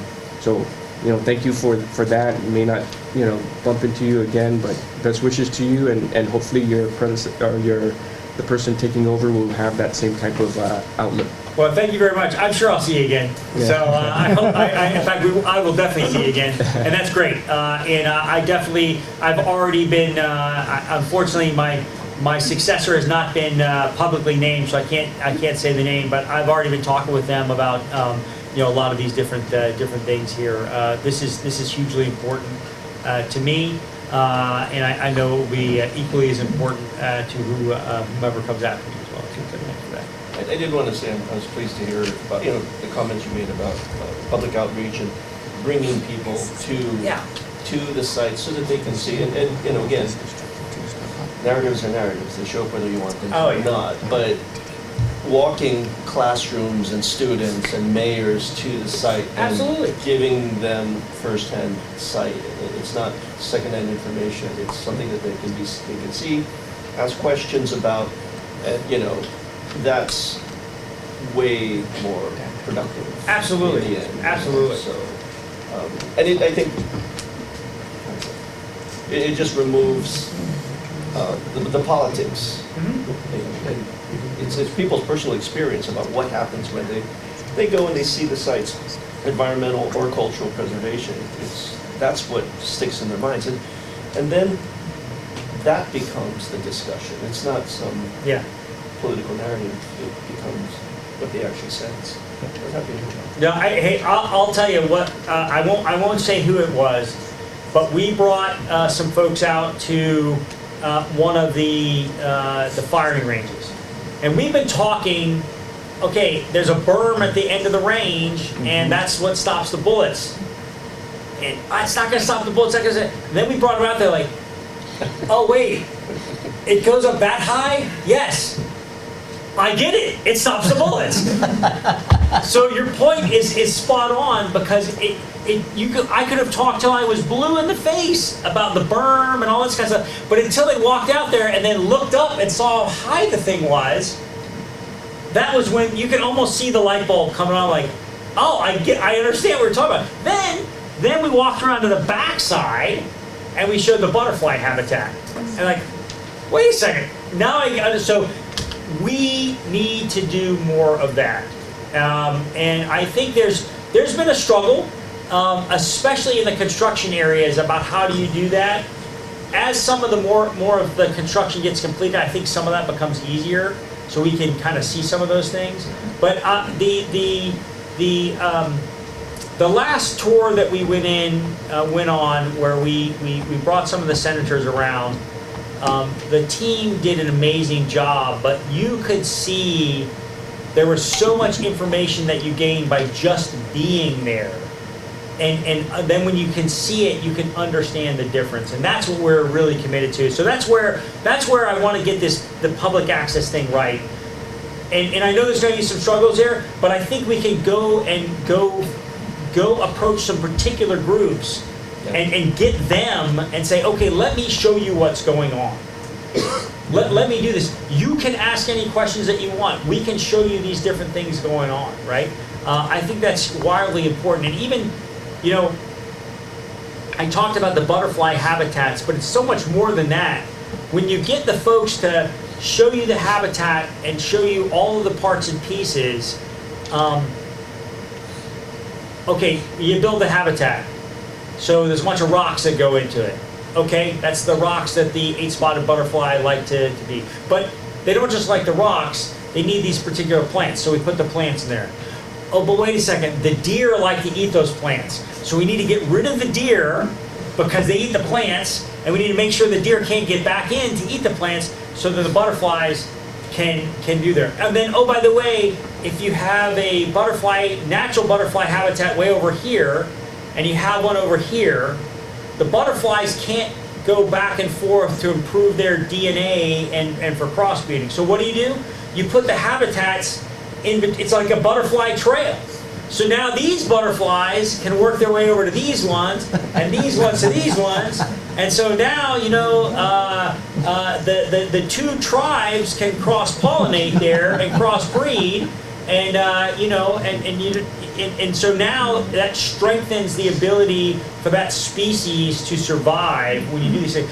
And so when you see all that in person, and you really get a better sense of, hey, this wasn't just some fool slapping rocks down and saying it's butterfly habitat. There is some significant science and research that goes into how are we going to do this. We're going to go find the place where they exist. We're going to protect that place. We're going to find the other place they exist, protect that, and then we're going to find a way to link the two up so the species can do better, and we're going to find a way to keep the other species out. You know, the deer don't eat the butterfly, but they eat the plant, the butterfly. You know, we got to do the whole thing there to make it work. And it's amazing. It really is. I mean, I'm blown away by this kind of stuff. That people have really thought through this in a way that the layperson just couldn't even comprehend. And so when you see that kind of stuff, it makes a huge impact. It really, really does. It's fantastic. Sir? What you explain is a really good metaphor of the programmatic agreement. You have one set of people, you have the other set of people. And the programmatic agreement is really the channel that puts the two. I love it. That's fantastic. What a great way to think about it. And on behalf of the preservation community, sir, we'd like to thank you for your frankness. We'd like to thank you for your boldness and transparency. It's been great. Well, thank you. We hope you come back when it's done. I hope to to see what you've contributed. I hope to come see and see the species back and see the habitats flourishing and not see any deer and pigs and snakes and all of that kind of stuff. And but there's, I mean, the work is ongoing, and I think we're making progress. And it's just a matter of hardworking people work hard and generally don't look for the credit. The problem that we have is we're not sharing the credit so people can see the good work that's being done. And we need to do a lot better job of that because the hard work is happening, right? The people with the much bigger brains than mine are putting their heads together and figuring out how to do these things. And it's amazing. We just got to do a better job of telling the story. And I think that will help a lot. But to your point as well too, as we work together, we got to figure out, hey, not everyone catches everything. And there are some areas where you will look at it through a different prism than I will look at it. And the good news is if we come together, then instead of talking past each other, we can talk with each other and say, oh, okay, now I understand that. I didn't understand that before. Well, what do you think if we did this or if we did that? And then we can come up together with something that works.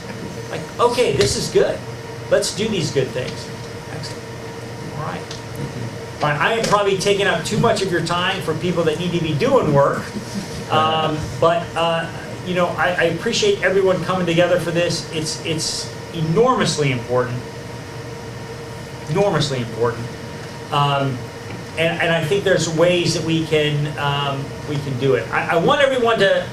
I ask you this: when faced with a challenge,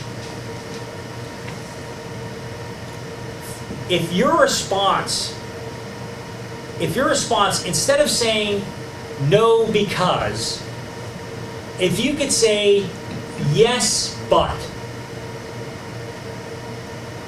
Yes, we can do what you want to do, but we need these things to be able to do that. Just turn it around. Don't say, no, we can't do that because of these things. Say, yes, we can do that, but there's these challenges and they require us to have this. We need more money. We need a tour company. We need whatever that happens to be. If we can change our mindset and start out with yes, and then figure out what we need to make the yes happen, that's a much better way to go through than starting out with no and then trying to turn it into a yes. Does that make sense? If I could ask you to kind of approach things with that kind of outlook, I think that we would make a huge progress here. So, all right, I'm getting the hook again. I got to go talk with these staff delegations and try to get us some more money for Guam. So I'll keep working on that. Okay. But boss, one more thing. You're not the last person. I mean, you're not the only person with the last name. Ronnie Rogers is about to retire. Ronnie! Yes, it flutter away like a butterfly. Yeah, he will flutter away like a butterfly. Wait, this is your last one, Ronnie, huh? Yes. Well, I thought the last one was the last one. Yeah, we moved this one up. We moved this one up because we didn't want you to leave. Sir, the difference between the productivity around this table today and at the last workshop is clear. Yeah. Well, you have to make moves, right? If what you're doing is not working, and clearly what was happening at the last workshop was not working, you've got to make a move, even if it's bold, even if it's going to rub some folks the wrong way, because we've got to get the work done, folks. We've got to get the work done, and all of these things were hampering us from getting the work done. This group together can get the work done. And so I appreciate everyone's doing that. So, and Ronnie, big round of applause for Ronnie. He's been doing this for a long time. You talk about a guy that does the work and does it all the time, but never likes to talk about, and you know, that's a guy right there trying to get Ronnie to talk at the open house. Yeah, that was, I don't know what we're gonna do. He finally did, but well, that's not his thing, right? So, but you're a great guy, Ronnie, and we really appreciate everything that you've done. I know the group does as well too. So, hey, y'all have a great, productive rest of the meeting. I'm gonna go find another fight and try to get us some money from another. Please sit down. Please sit down. Thanks. Thanks.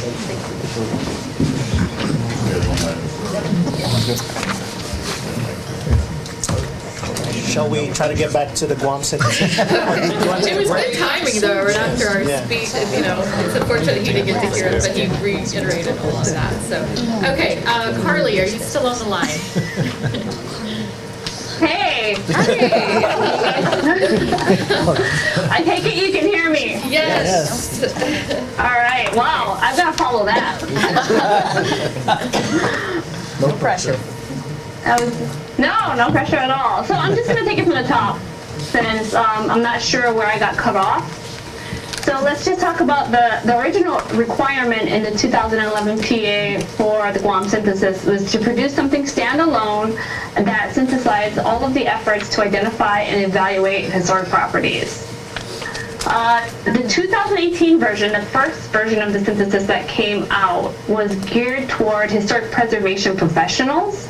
It was in support of the Guam Preservation Plan as stipulated in the PA. And I think although that definitely is still the focus of our update to the synthesis, it advances that goal to provide guidance and a framework to CRM folks and historic preservation professionals. This version is more heavily focused on community utility. And I think that is something we picked up on with the Guam Historic Preservation Plan, that we wanted to sort of shift the focus, and that came as a result of a lot of comments that we had on the 2018 version as well. So one of the big things that we are adding is a public version of the document. That was a big call out when we had our 2018 come out, was that there really was a desire to have something that was suitable for wider consumption. So we're going to have that, as well as an interpretive booklet that focuses on heritage education, including using traditional place names, looking at and investigating historical cultural shifts, and bringing in that narrative that is sometimes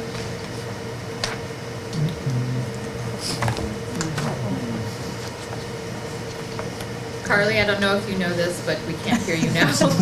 I don't know if your call got dropped or your mic. All right. So shall we give her a minute, or Give her a moment. Okay, we'll give her a moment. really passed around to different groups. Okay, there you are, Carly. Oh, where'd you lose me? You had just started talking about the booklet to share with the public. booklets. Cultural heritage, place names. Ah, yes, okay. Yeah, so the interpretive booklet is focused on heritage education, using traditional place names and focusing on like things like cultural shifts and really putting that in the framework of all of the identification and evaluation work that we've done. And then the next thing is the teacher's display kit, the toolkit. It's going to be something that is portable and include activities that can be administered by any group leader. So it doesn't have to be a historic preservation professional. It can be a teacher. It can be just someone leading a group. There is a requirement for it to incorporate more language, which is something that is very important, and we want to continue to nurture that and foster that. The goal that we included in the language of our PWS, our scope for this, was to enrich community knowledge and involvement. So that was really the focus of putting together this toolkit. And lastly, we've got a visual media product. And we really talked about this because we wanted it to be something that was adaptable to a variety of presentations. We wanted to be able to use it in different ways and not just be in a static format.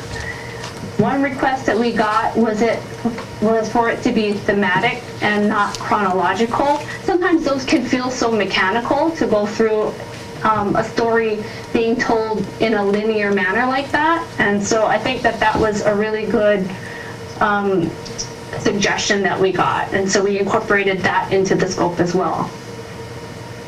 So what we have right now is our contractor is working on ArcGIS story maps. I introduced that concept at the last workshop 7 months ago, and I wasn't able to share an example of that. I think I was only able to share a link, but I wanted to see if I could share that right now with you. I think I need some coordination with Charmaine. I'm ready. I'll stop sharing. Okay.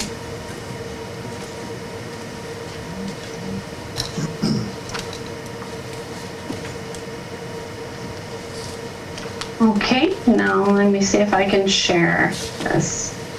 All right, so here, this is from the gallery of the ArcGIS story maps page. One moment. Let me know when you can see it. There. Okay, I think we're there. That's great.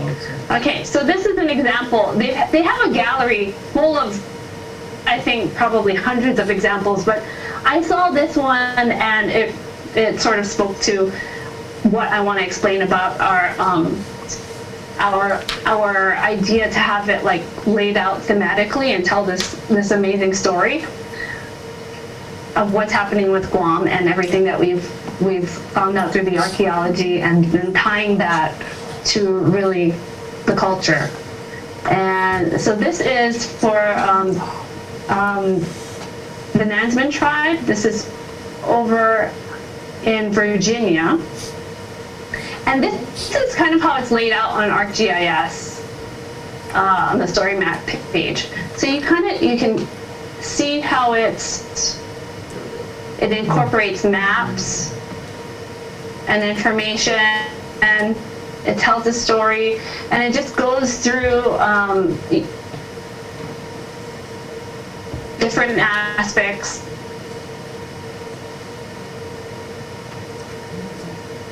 And it's multimedia, so you can incorporate video like this. I'm not going to play it because I'm not sure if the audio will come across.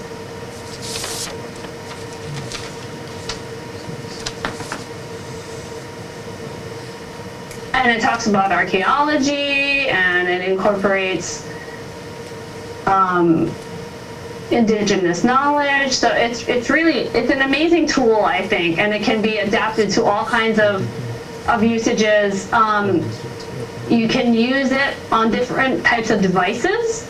So that is something that is exciting, because that means we could use it in classrooms on iPads or other media. Okay, so we don't need to, I don't want to go through the whole thing, but because it's quite comprehensive. And I'm not sure that the internet is keeping up with that here.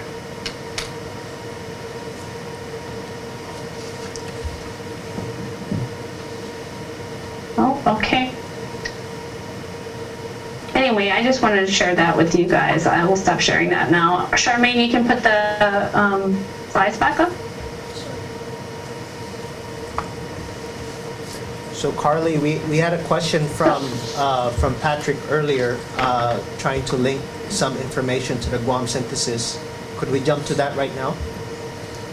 Definitely. Okay. Patrick, you wanna? Yeah, well, shoot, I have a lot of things on my mind. Okay. As a matter of fact, Carly, I would request, for the sake of people's time,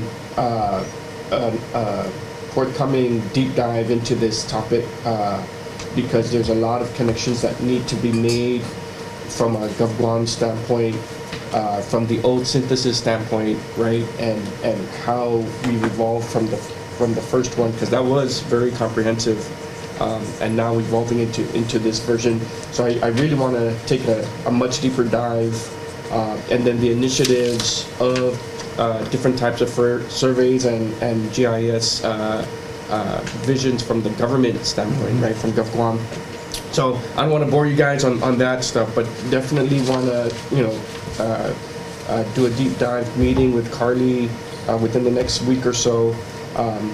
But very, very interested in this. This is gonna make everybody better, right? From federal lands and local lands, and see how can we connect all of this together, right? And be partners into it, because what she's working on is exactly how I envision how everything should be from an archaeological standpoint for Guam. So Thank you, Patrick. thank you. Okay. Any other questions from around the room for Carly? Yeah, hey Carly, this is John. So the last PA workshop, we talked briefly as far as the synthesis of Patrick. I'd be interested in that further deep dive, and this is kind of tied to our meeting the last time that we met with you, with Megan and Mark, with Buff Crosby from MDA.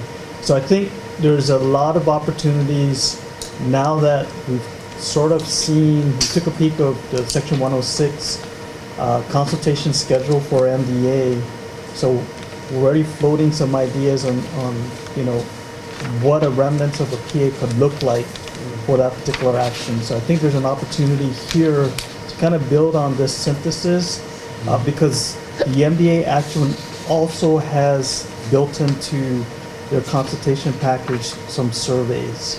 But obviously we don't want to, that's a different action, but I just see an opportunity to further, I guess, this work that Carly and the team are working on, to make maybe build on, Patrick, your vision of what GovOne would like to see.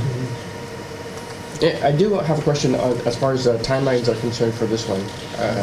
What's your completion expectation, Carly?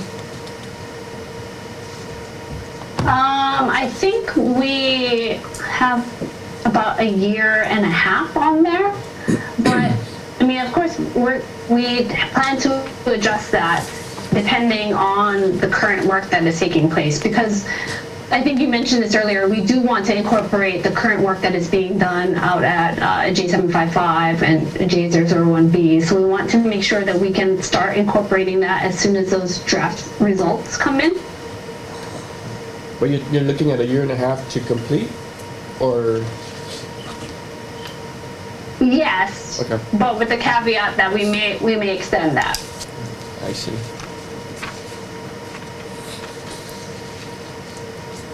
Okay. Just as the person who doesn't understand this as well in the room, are there interim deliverables in that process that'll be able to be shared? You know, kind of the drafts of it at any Used, point? right?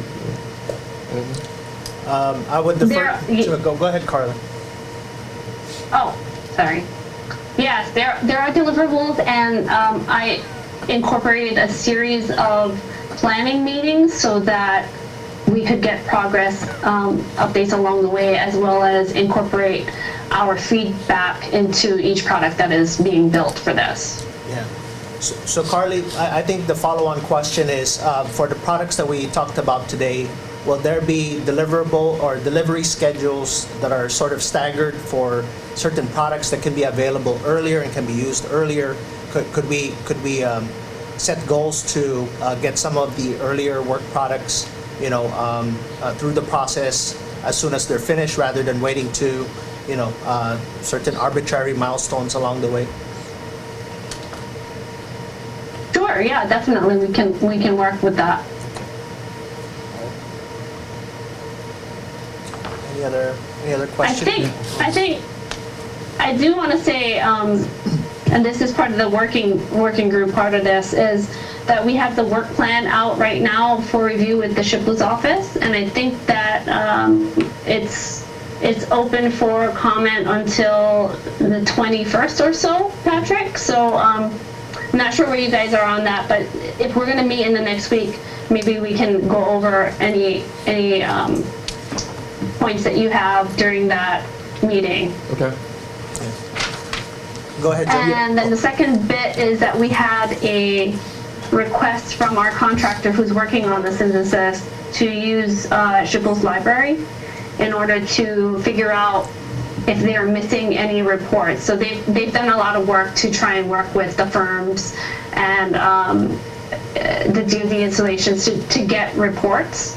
And I know that they had some communication with your office on requesting to use your library just to make sure that they have everything they need, and if they don't, whether they could get copies of those reports. Okay. Shouldn't be a problem. Okay, great. I think the ask was from your office was to get a list of reports that they might need, but if they don't know what they need because they don't have it, it might be easier if they could just get access and then say like, hey, we don't have these, we'll make a copy of it and go from there.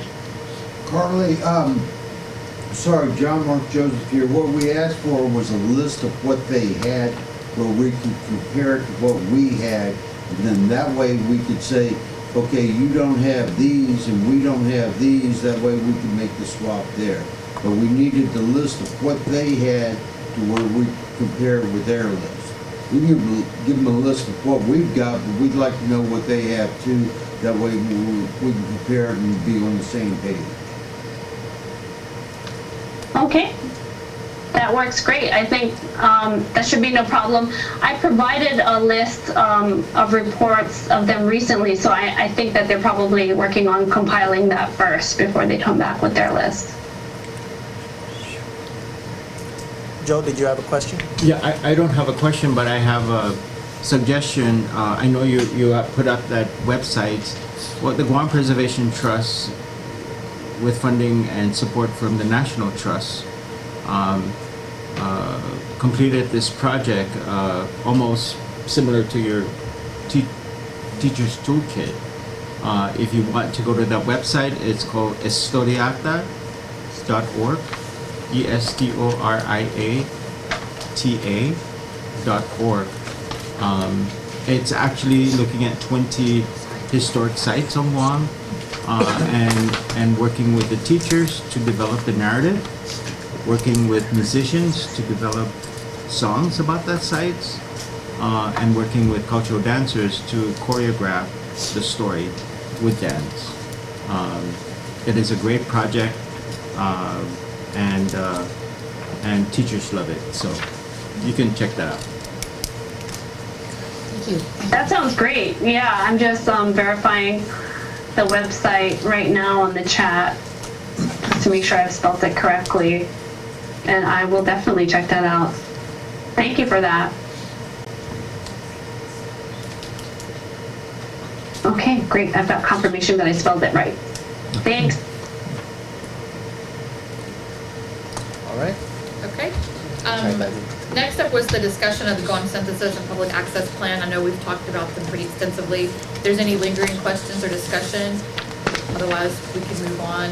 Now, the next slide, if you go a couple more, Charmaine, it actually says in your booklet that the 10-minute break, that was left over from the previous, the draft schedule. So we can either take that break now, or we could take it at the intended time after the next discussion, which is after natural and cultural resources. It's up to you guys. If you want to take it now or later. I'm gonna go to the bathroom real quick, Okay. but you don't have to stop. I'll bring this with me. Yeah, okay, so Let's we'll keep moving forward. And so next up, we have Adrienne. She has the next 3 slides, talking about natural resources and updates from that. Thanks. So the first slide is just a quick overview. I'm going to give it's not been very long since our last meeting, so just a pretty quick overview, more the summary of where we're at to date. Looking at the landscape scale that we're trying to do this approach, so that's recognizing that there's also tremendous cultural values of this habitat, as well as the environmental drivers that we're following from Fish and Wildlife Service and some of the other regulatory issues that we have to address, but also the sense of this as a cultural habitat as well. You know, there's a lot of importance for beyond just the biological resources on there. And then the last thing I'll touch on a little bit is we are working under, it's not new for Department of Defense, but it's new to Guam, Readiness and Environmental Protection Integration, which allows us to do some investments in off-installation conservation. The Historic Preservation Trust is actually a great partner in that, as well as local Department of Agriculture and Fish and Wildlife Service. So just linking up ways, you know, the Admiral had mentioned that connectivity between these pieces so that we're addressing habitats both within the base that we have sort of direct control over, and also assisting with Government of Guam and potentially in the future private properties with willing landowners to deal with some habitat work on those areas so that we can get a more comprehensive picture across the island rather than just sort of behind you know, one side or the other of the fences. So the next slide is just looking at, I guess, our first example of that. And kind of the butterfly scenario that the Admiral was mentioning. So we have these berms on the backside of the ranges, and the front side obviously faces the firing range area, so that's sort of the operational piece. And then the backside, we're actually building butterfly habitats, and this is in addition to the existing natural habitats that are within the forest areas beyond the range, within the live fire training zone, but not in the operational piece. And so the butterfly habitat on the back of the berms will actually provide new habitat that was not there before. With the plants that the butterflies use, they only are specific to 2 species of plants, one of which is also an important medicinal plant. So there's a lot of value to it, you know, within the community, as well as for the habitat piece with the butterflies. But we'll be adding these areas, and as kind of an offshoot of that, we've been really successful at growing a lot of these plants. One of them in particular has been a little fussier than the other, but I think our nursery team has figured it out. So we're able to share the success of that, and more people will be able to grow it, I think, now that they've figured out what makes it happier. We have shared some of that material with Department of Agriculture and some of the private organizations so that it's accessible to the public already. With some of the material we've had, that we had a little bit of surplus, we were able to get out into the community. And I know Department of Ag in particular has also already been making that available to cultural practitioners that want this plant. So it's an example of sort of that success story of being able to get this material out into the community. People had wanted that. There's not a lot of it around the island anymore because it is also favored by the ungulates. Particularly in the dry season, it has a lot of water in it, so the pigs and the deer really like to eat it. So it creates problems for the butterflies without this plant, but also people that want it for their medicinal practices. So we've been able to do that. And then just looking at this connectivity on this piece, we don't have full control, obviously, of all the properties, because Northwest Field is Camp Loss work that we're doing under the mitigation process. And then we've got our main forest enhancement areas adjacent to the main cantonment. We've just recently switched the names back to the older site names that we were able to find working with the archaeologists and our cultural resource team to look at some of the older maps so that we're not confusing ourselves with names. So Kaiguat is the northern one above the main cantonment or north of the main cantonment. And then we've got Caputo, which is an older ecological reserve area that was designated many years ago. And we're doing some additional investment in there to improve that habitat. Right now, we're working on getting the pigs and deer out, which is a really interesting process because it's mostly cliff. So we've got our ungulate teams literally hanging off the cliff sides. Like, you know, they have safety training and all the equipment, but it's a process to try to get that done. Also being respectful of both the laddie sites that are in that area. There's a species of endangered snail that is only present in that area on Guam. So there's a lot of things going on that we have to take into account while we're getting the work done, but also protecting the things that we don't want harmed by the work we're doing. So that's it, a whole process that we're in the middle of. We're about maybe a third of the way done at this point. And then the southern piece, Togwalk Forest Enhancement, is right now in sort of the planning stages, getting all of the historic preservation clearances sorted out, working with Fish and Wildlife to make sure that, you know, we address any of that issue. And then we'll be getting up the ungulate fences there before we start taking care of removing the pigs, the deer. And northern Togwalk actually is sort of a special site because it's going to be slated to be our first sort of big invasive brown tree snake control area on the base. So that's going to be another interesting task that we're in the planning phases for now. And again, you can see with the hash lines on the map, this is just providing that corridor. There are some sort of spots in between. We've got the National Fish and Wildlife Refuge up there that will have habitat that provides sort of that pathway, and it's a flyway for the butterflies. There's some Anderson areas that have been set aside. One's a restoration site with a lot of native plants going into it on Route 3A. So there's sort of these drop-off spots that hopefully will provide enough connectivity and sort of like, you could think of it, you know, as sort of beads on a necklace that give the butterflies places to go in between, so we can potentially connect those populations that are currently at Caputo, the northern section of Kaigwa, we've seen a couple, and then at the range itself. So we'll have, you know, hopefully this ability to connect these, and potentially also with REPI, another tool we have that if any of the landowners in the area are willing to engage, we'll work with Department of Agriculture, forestry and wildlife teams to also provide plants or advice or technical support, funding through REPI, whatever it is to try to get those corridors established so that we can provide a method for the plants and the animals, particularly the butterflies, potentially in the future birds, to be able to have sort of a space to move back and forth between the larger protected areas. Then the last slide is just looking at kind of an overview. So we're currently dealing with about 1,800 acres of active management, which is a lot to deal with given some of the challenges we have. The photos are some of the species that we have on site. The 3 endangered or threatened orchids, endangered Eugenia bryanii, which is a pretty little shrub on the cliff sides. Of course, the Cereanthes on the range, but also some Cereanthes juveniles that probably in the next maybe 4 to 6 weeks will actually be out in the ground in our conservation areas. So that'll be the first large outplanting, about 100 individuals in, at this point, Kaigwa enhancement area. And then just some kind of numbers. We have about 10 miles of ungulate fence completed, and now in the maintenance phase where we actually have to go out and make sure that nobody's going through it, whether it's poachers or deer or whoever is trying to get back into the space. We have about 5 miles in planning phase and then 2 miles that are like actually in progress. So this is the cliffline areas that are a little bit more tricky to manage, but we're actually putting those in right now. And then just some quick numbers. We've moved 157 pigs total have been taken out and 931 deer off these sites. So the densities are kind of out of this world. You can see why the plants don't have a chance when you have that many animals.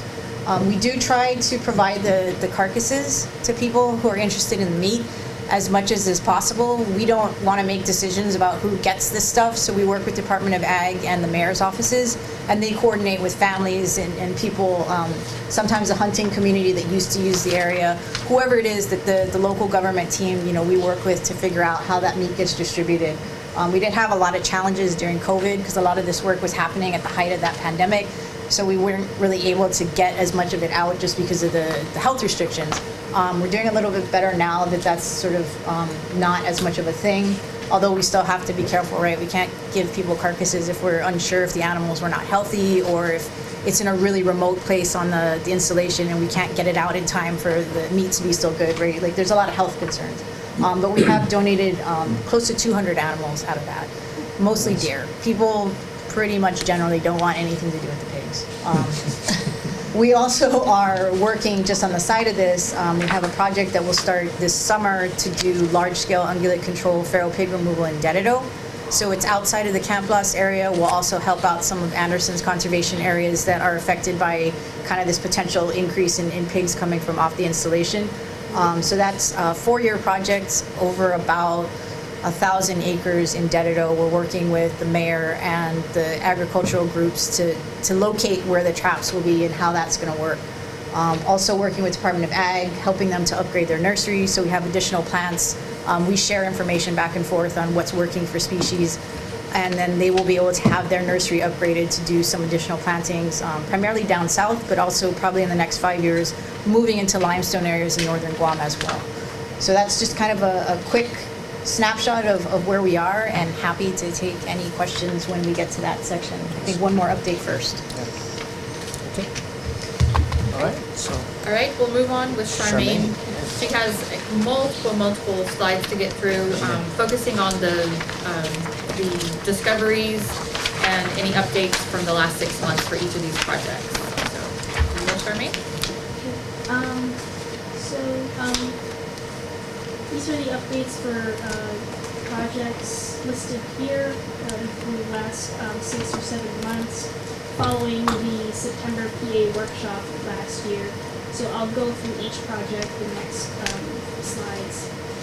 Some of these projects are near completion of the horizontal construction, meaning that horizontal construction means that there's majority of it is ground surface or below ground construction activities, and as opposed to vertical construction, meaning buildings and structures.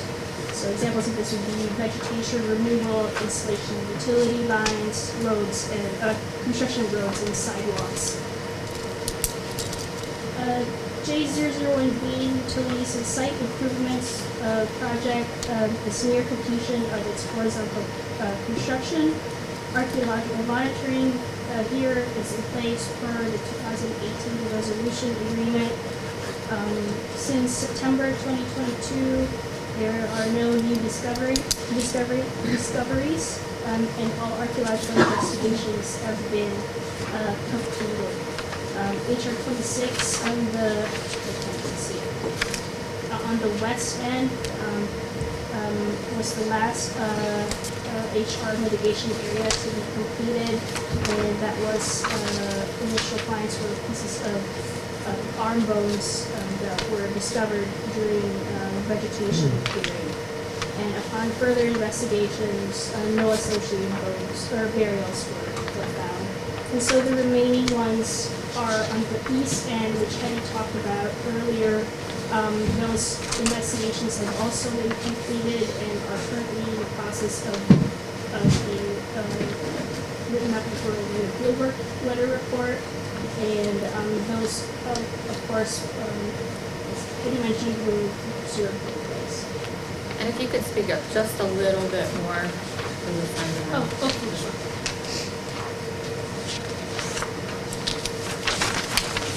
J609 project description. It's an embarkation facility for loading and unloading, and installation of associated utilities and improvements in the upper harbor of Naval Base Guam.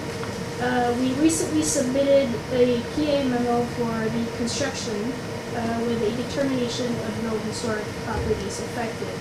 There were some SHPO concerns regarding previous archaeological studies, which Camp Blas consulted with the office and provided supporting documents to address those concerns. And quickly, just a couple of those. One was a known site within the project area, the larger green space there.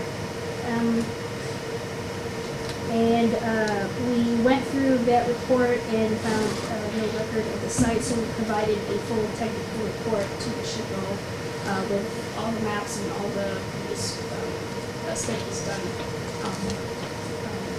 from that survey. The other one was a SHPO questioned a large rectangular shape found on the LiDAR data and the northern portion of that larger green shade there. And Camp Labs provided 1993 reports of that showing berms and remediation intentions that address those anomalies.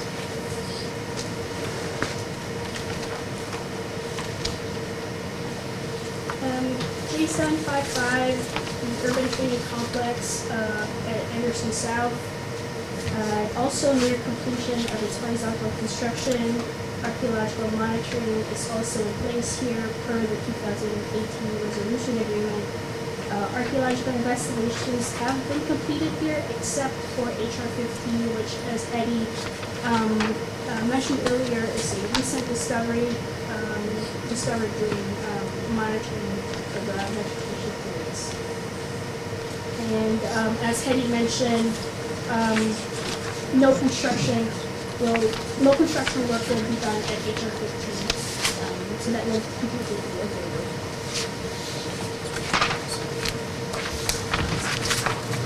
P103 is the construction of water well facilities at Anderson Air Force Base to support increase in personnel operations and facilities associated with military relocation. Clearing and grubbing at this point is nearly completion.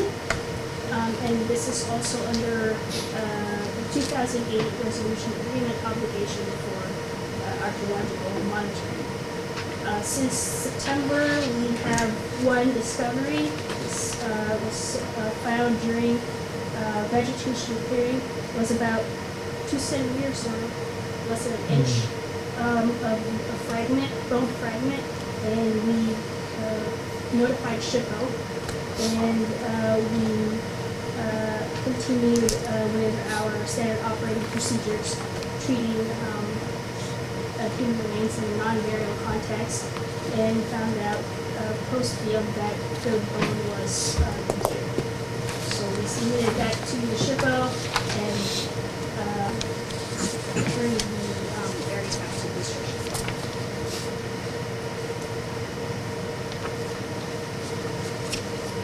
P290, this is up at Anderson Air Force Base. This is a construction of 12 earth-covered magazines and 2 ordnance pads in MSA 1, Munition Storage Area 1. It's currently 20% completion in its horizontal construction. It's started fairly new. And according to P290's PA memo, professional site checks will be provided by NAVFAC archaeologists. Previously known sites will be fenced off and avoided during construction, and mandatory cultural resource awareness training will be provided to construction contractors. So in December 2022, we reported to the SHPO dark soil stains discovered during vegetation clearing, and our preliminary walkthrough of the area, we found fire-affected rocks, burnt limestone, and a scatter of artifacts, pottery, stone tools, and also 2 cranial fragments determined to be human. So that, of course, triggered another SHPO notice and notified SHPO of our intent to further investigate the area. What's interesting about this discovery is that at HR1, where the features are, north of that is a known site that was previously investigated and is currently fenced off. And one of our goals, as we presented to the SHPO, was to determine whether the discovery is part of an expansion of 2915 or is a separate site. So we plan to have shovel testing in between the known site and the dark soil stains within the project area. And then on 9th, so that's 15th Street, where HR1 is. And then you go to 9th Street, where you'll have 2 known sites. Those are actually fenced off per the PA memo. We discovered dark soil stains and artifacts scattered during the vegetation clearing south of those known sites. And similar case to HR15, we would also like to, we are not yet ready to say this is a separate site or an expansion of the site until we test it further. So similar to HR1, we're going to be putting shovel tests in those areas. Now, we have not notified SHPO of this yet, but we, in anticipation, have already fenced off the areas that we will be investigating. And I'd like to point out that before we would do any data recovery, regardless if we determine if it's a new site, that we would consult with SHPO on the work plan for that. So is this Charmaine's way of notifying us? Can we put it into record? And we did a walkthrough of 9th Street, and on surface, we did not find Yeah, we looked pretty extensively between them and didn't find anything between them, just very concentrated on the outskirts. We were under the assumption that it's just an expanded boundary of the known sites. And so, of course, if we determine it to be a different site, we would report that. But, you know, it's pending investigation. The things that we're seeing are very close in proximity to that fencing. So there's not a lot of space. It's, you know, but we want to check between the buffer and the known site to see if they connect. But in terms of what we're finding, it seems to be kind of in line with what was already found before at the known sites.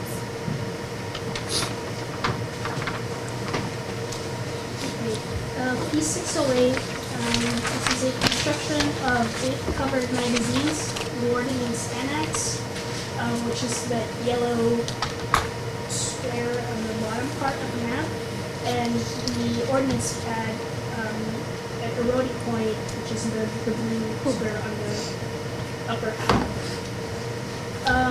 The PA memo is currently in development for the construction, but prior to that, there were two areas were investigated.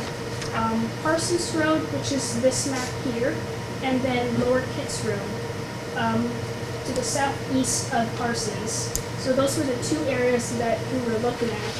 And Kitts Road, there were actually 5 known archaeological sites, and further studies expanded those boundaries. And it was a multiple habitation site. Oh, I was just gonna ask, are you able to use your cursor or something to help us? Oh yeah, the laser pointer doesn't work. You got it? Yeah. Here, there you go. Thank you. So Lower Kitts is somewhere here. It's out of the map. I'm so sorry. So in Lower Kitts Road, like I said, there's habitation sites there, multiple laddie sets with multiple Lusong in the area. And the other one, the Parsons Road, they did shovel testing across the area, and 360 of those shovel test pits were sterile, and we didn't find any cultural material. But east of this, somewhere here, is historic aerial photos show extensive World War II and post-World War II clearing and construction, showing the military features in this area here. And that eastern half overlaps with a historic site that was considered eligible under the National Register of Historic Places. These are historic sites of once it cuts, I believe, 28 Armco bumpers. Armco is like a steel brand. Yeah, back then. So that's on the east end of that. But other than that, that's all we were able to find. So per consultation with the SHPO, Parsons Road, this area here was chosen for construction to avoid resources at lower rates. So let's update for that. And the PM will be up soon. Thank you, Charmaine. Point out the upper with the ordnance pad, that is an expansion of an existing pad. It's not new construction.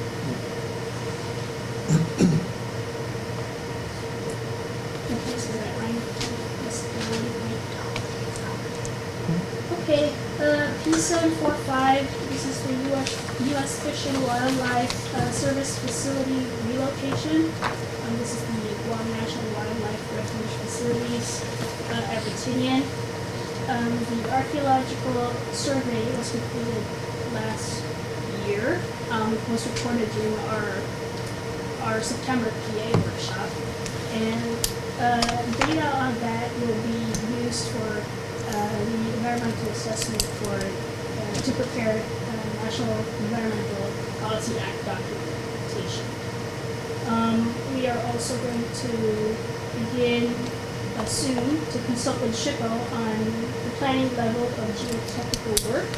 It's essentially just borings for the area of potential effect, and to find ways to minimize construction impacts to sites within the APE. So this is a very interesting map because this is a map that was provided by SHPO to us, and this is a 1955 map showing land sets here. This is the beach road, I believe.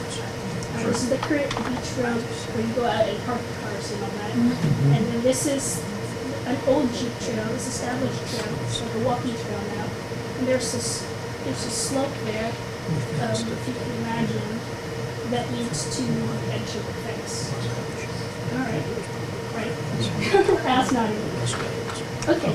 So this red polygon here, this is an existing known site. This is Rutidian site. And when we had the survey out there, they found three within the Rutidian site, 3 features. Feature L, just here, is 4 laddie elements of fallen or broken haligi. No additional artifacts were found within the feature boundary on the surface. Feature M, just here, is the rusted remains of a air cooler internal combustion engine, probably from a water pump compressor. And so when we went out there with the construction, with the contractor, with the archaeologists, we also found a hand-dug well in this area. It may be pre-contact that was used towards the historic times. And then feature N, which is next to it, is a remnant laddie set consisting of 3 disturbed limestone haligi. And this is where SHPO's map comes in, because as you notice, there's laddie sets there, but we were unable to relocate any intact remnants and laddie sets from that 1955 map. I believe Ronnie found some outside of the project area. That's at least for this area here. How much of Carson's study haligi is used for this? I'm not sure exactly the number, but it's cited in the technical report in the work of access. So a lot of those previous studies were populated before they went out there and did the surveys. And Charmaine. then the second, Do you have the approximate dimensions of the lattice features that you mentioned, L and? I don't have any notes.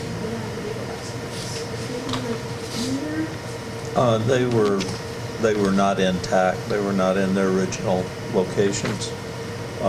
Where this large lattice set is depicted on this map that John gave us. We found one shaft that was on its side that's back to the west of where it's depicted in here. Probably was associated with that 1954-55 one. And then the cluster down at the intersection to the north seaward side, there were 3 or 4 lattice elements. Couldn't really tell what they were, but they were not natural. They were there. And the one over in the corridor to the east also was scattered.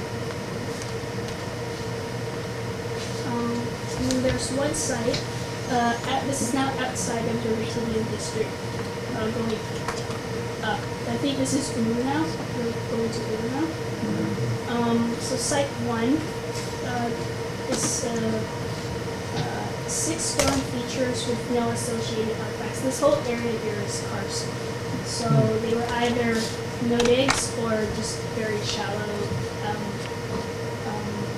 holes. The archaeologists think that it could be early historic or pre-World War II. But For reference, where's the visitor center at relative to these? Way up to the north. Out of the picture to the northeast. Okay. So the reason why we're moving these facilities on this side, actually this is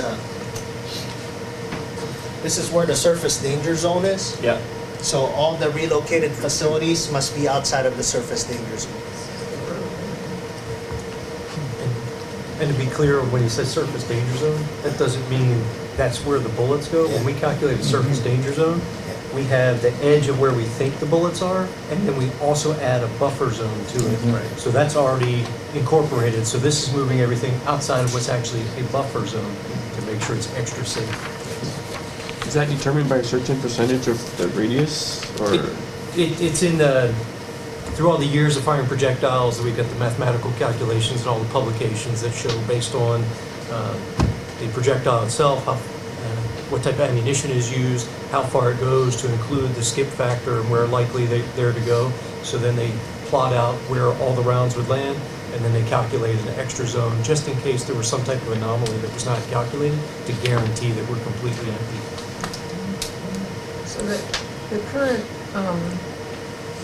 the current walking trail that they give tours out to and all the lattice sites out there, is that all in the surface danger zone? It's outside. It's outside.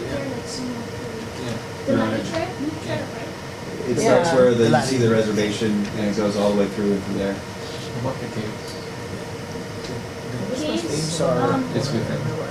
outside. At least there's Yeah, they're right this is there. the Yeah. cliff line, I think. Yes. So, there's caves here, that will be outside of the footprint. I think they will be considered in the larger. There may be one cave that's just like a little bit inside of the safety danger zone, but primarily all of the caves are outside. Charmaine, what's the scale on that map? Bottom left-hand corner. Yeah, Yeah, the bottom. It's a 1955 map. Right. well, or just a sense of, like, is that, 1 to 500 meters. Right, if I can explain something about the map, the map was, It's too fuzzy. at our office, and I believe it was Al Lozama, probably back in the early 80s, that put it on the lattice sets. So it was a survey that they had done back then, that those sets were there then. How they got disturbed and taken away, we have no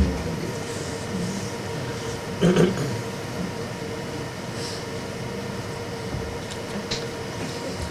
All right. Is that One more slide. one more slide? Okay. Hey, Charmaine? Oh, yes, Richard. Yeah, hey, Charmaine, I wanted to mention because the PA memo for the design work is coming out in the next month or so. The APE for that's going to be a little bit different than depicted in this figure. You know, there's some, we'll have to do some work on the road going down to the new visitor center. We've got to do some work at the old visitor center and a couple of the water lines too. So just so SHPO's aware, when you see the PA memo, the APE is going to be configured, it's going to be a little bit larger than the orange figure shown in this figure. Are you going to do some more archaeology?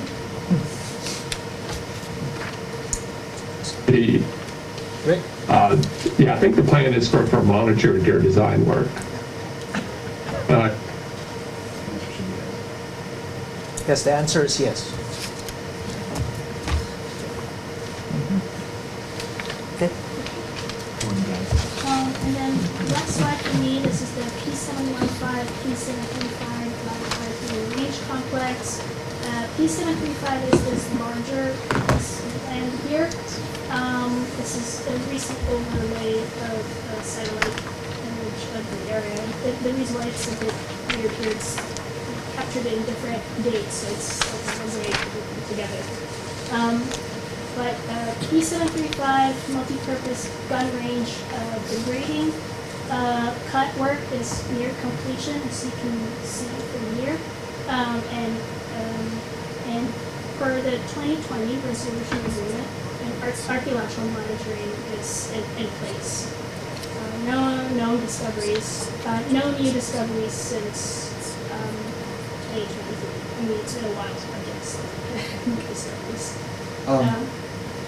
If I can, for the burial or the remains that were found there that weren't considered in situ burial, do we know where they're going to be reburied? We're never going to take those down to Camp Bloss, are we?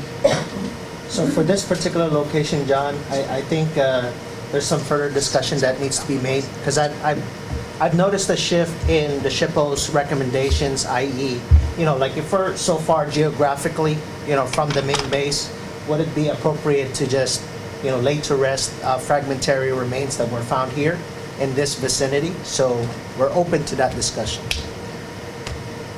And we do have interpretive signage that we have to fulfill at this location as well. So maybe we can incorporate that in our future discussions for that as part of the 2020 resolution agreement. Thanks. I guess what I can point out for 735 is, not 7, well, I guess, we recently, part of our fiscal year 2022 National Register nomination package that we will be sending out to SHPO soon is a clean, ratty rock shelter that was avoided by construction, and I think it's clear. And that's actually the photo you see on your brochure. That's one of the many sites that we will be nominating our next.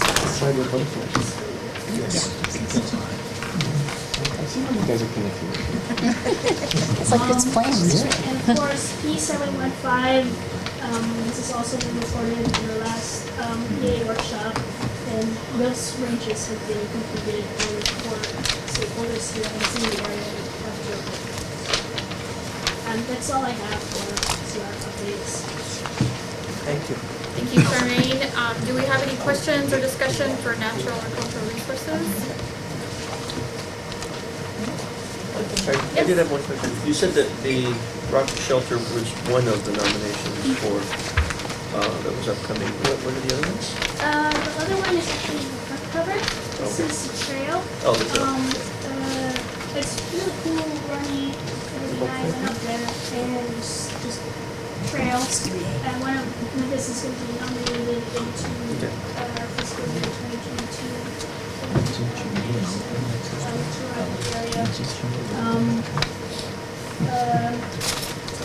For our last nomination, Rani suggesting that we do a thematic nomination, and this one's quite interesting and unique, I think. And so this is going to be more traditional places in northern plateau or something like that is the theme that we're going with. And so this is our first package into that thematic nomination, and we nominate 3 sites in Tarabi and 1 in the distance right range. Yeah, this was actually a follow-up to discussions with Patrick and John about doing more like landscape size nominations. And this one was a perfect example because 1996 Liston's report shows the coastal villages and the upland agricultural sites, and the trails are still there that link them. There are rock-lined trails about 3 or 4 feet wide, and there's a network of them between those upland sites and also leading from those sites down to the coastal villages. So it was a perfect example. So We're that's gonna make one of our board your, members very happy. That's your parting gift to us?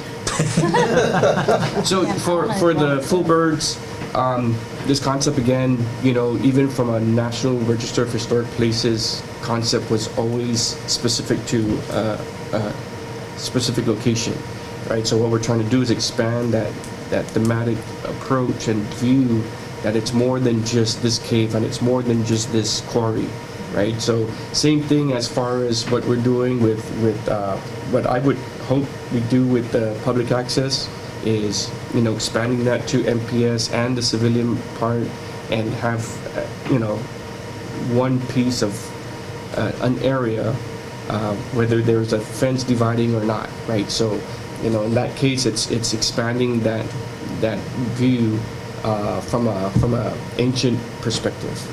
So.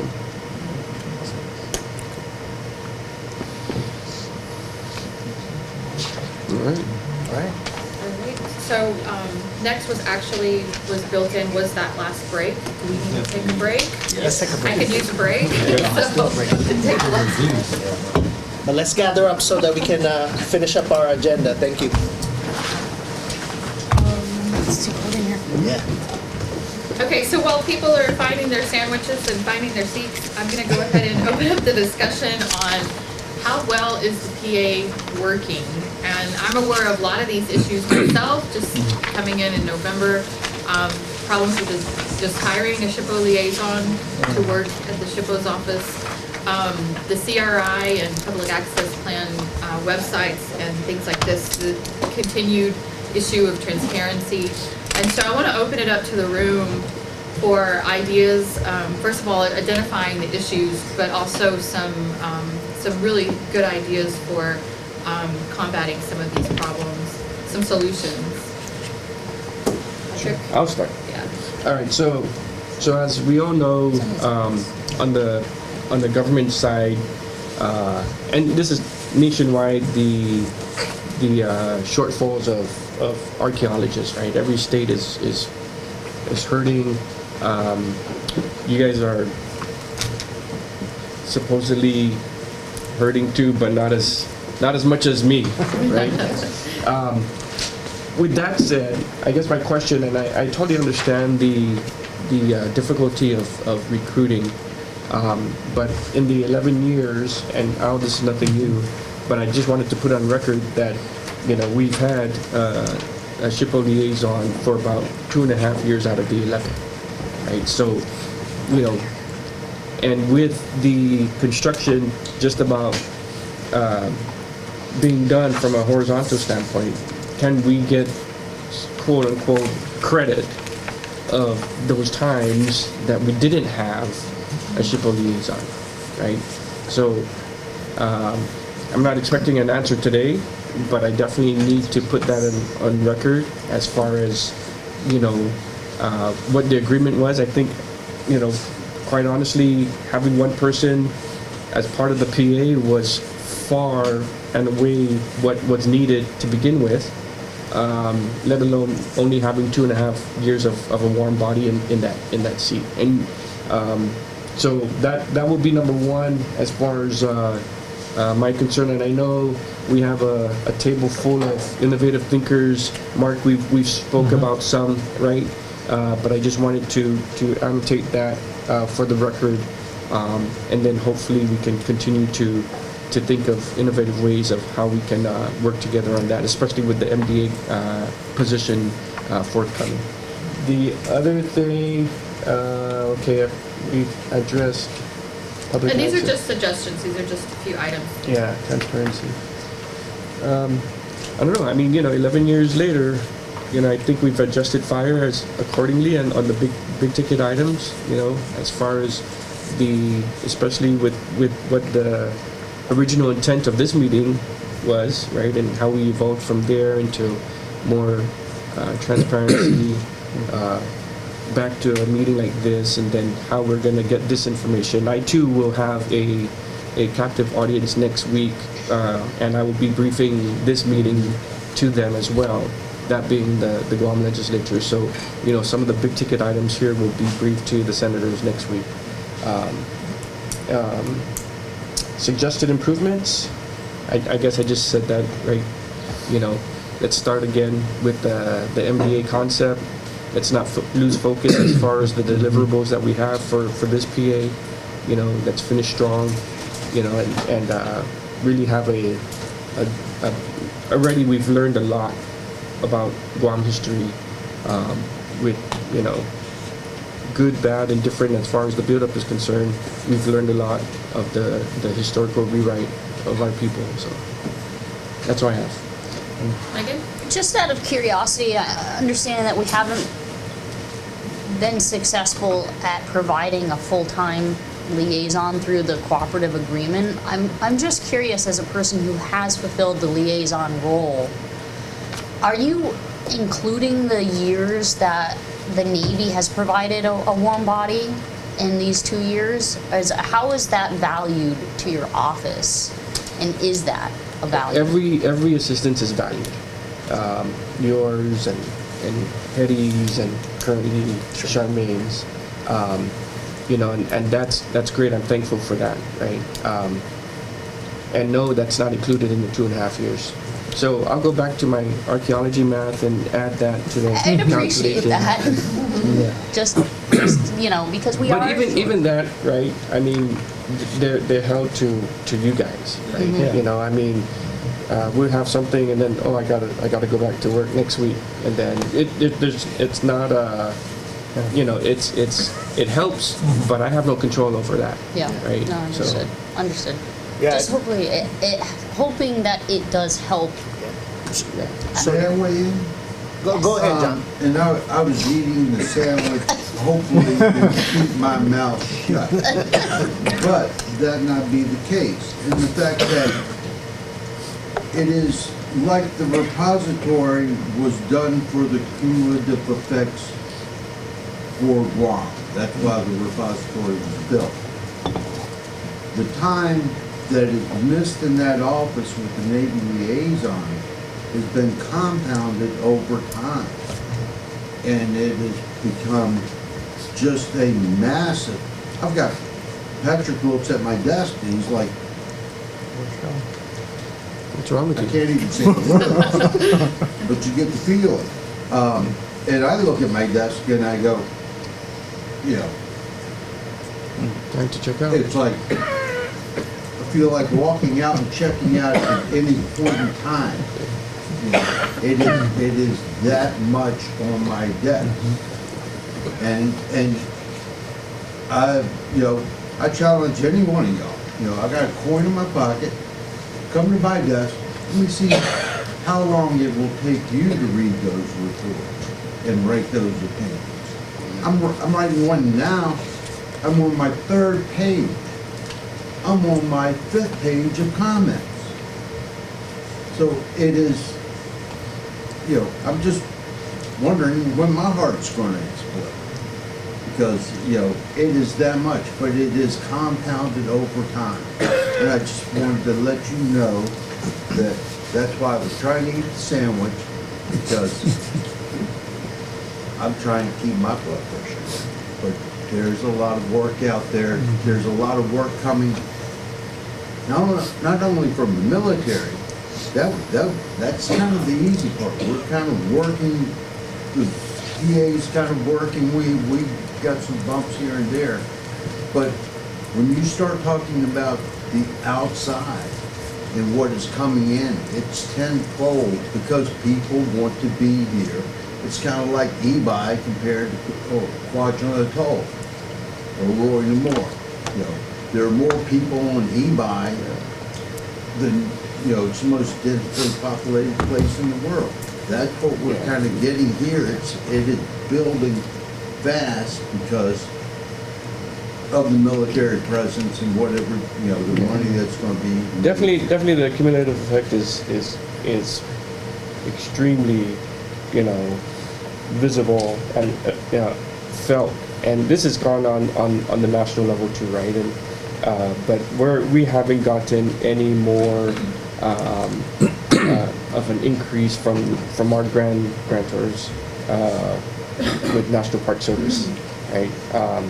So that's why we have to lean on our DoD partners and say, okay, you know, you guys are bringing the you know, the fight to the game, and so how can we work together with that, you know? And you know, like John said, the outside, the civilian world, holy cow, they are just pouring in 7, 10 a day, you know, just coming in. And I've got one old man in my office that's trying to look at all of this, you know. I meant to dye my hair where they wouldn't go. Someone give him water, please. But we are finding the same thing, excuse me, Patrick, we are starting to find the same thing outside of the gate that we are inside, up on the plateau. Oh, in terms of what the data that they're reporting. And that, and that we have, right? Thanks to this, with the methodologies of how we do business, we're implementing that outside of what we've learned from your projects. And that can play into the next phase, Correct. things that we don't want to even think about right now. Absolutely. But let's talk about that though. I mean, we've got a system that's working, let's not dismantle it. It would just be kind of cutting ourselves short, moving forward from where we are today with the next generation of projects, right? You don't want to have to rebuild this again. Rebuild this, what's the word for a team process? It's So, you know, intact I was kind of joking with Adrian here, right? Because they can you know, build the capacity of the butterflies and, you know, have them come in and reproduce. You can't reproduce Laddystone, you know, and all of that stuff, right? I know Kelly's having her students build some Laddie sets, but that's not the same as, you know, the originals. And that's the message that we would, when we used to do the in-person trainings to all of the contractors coming in, you know, and the natural resource folks would do theirs, and then the cultural resource folks would follow up, and we'd say, we can't reproduce that. So when you go outside of your area and you, destroy that, there's no rubbing two pieces of pottery together to get it back, you know? We can't do that. So that's appreciated on our level. And I would say the team of archaeologists that you guys have on staff they are professionals. Their code of ethics to the science is strong, you know, and we as the SHPO office do appreciate the team that you guys have on your staff. So if I may say, when I got here in 2010, I don't think Navy actually, they had a CRM person. They had a CRM person up at Air Force, but there was no real archaeologist. Then I think Lon came on board. Ronnie, as that has happened, now Air Force just had 2. They've lost 1, so they're down to 1. Marine Corps has what? 2 or 3? 3 now? We have 3. One is leaving, one more is coming on. Joint Region has 1, right? Navy base has 2. I imagine they'll be bringing somebody back on, you know, out to Jim, you know, my heart out to Jim Pruitt's family.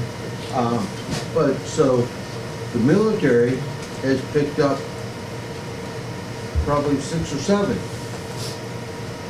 We still have just me. Yeah, so, I mean, you know, not that I can't fight the fight, it's just getting old. Yeah. Got a good golf game. It could be better. Oh, yes. Yes, I mean, just to go back again now to the question. Yes. And to the slide, you know, the PA is a great tool.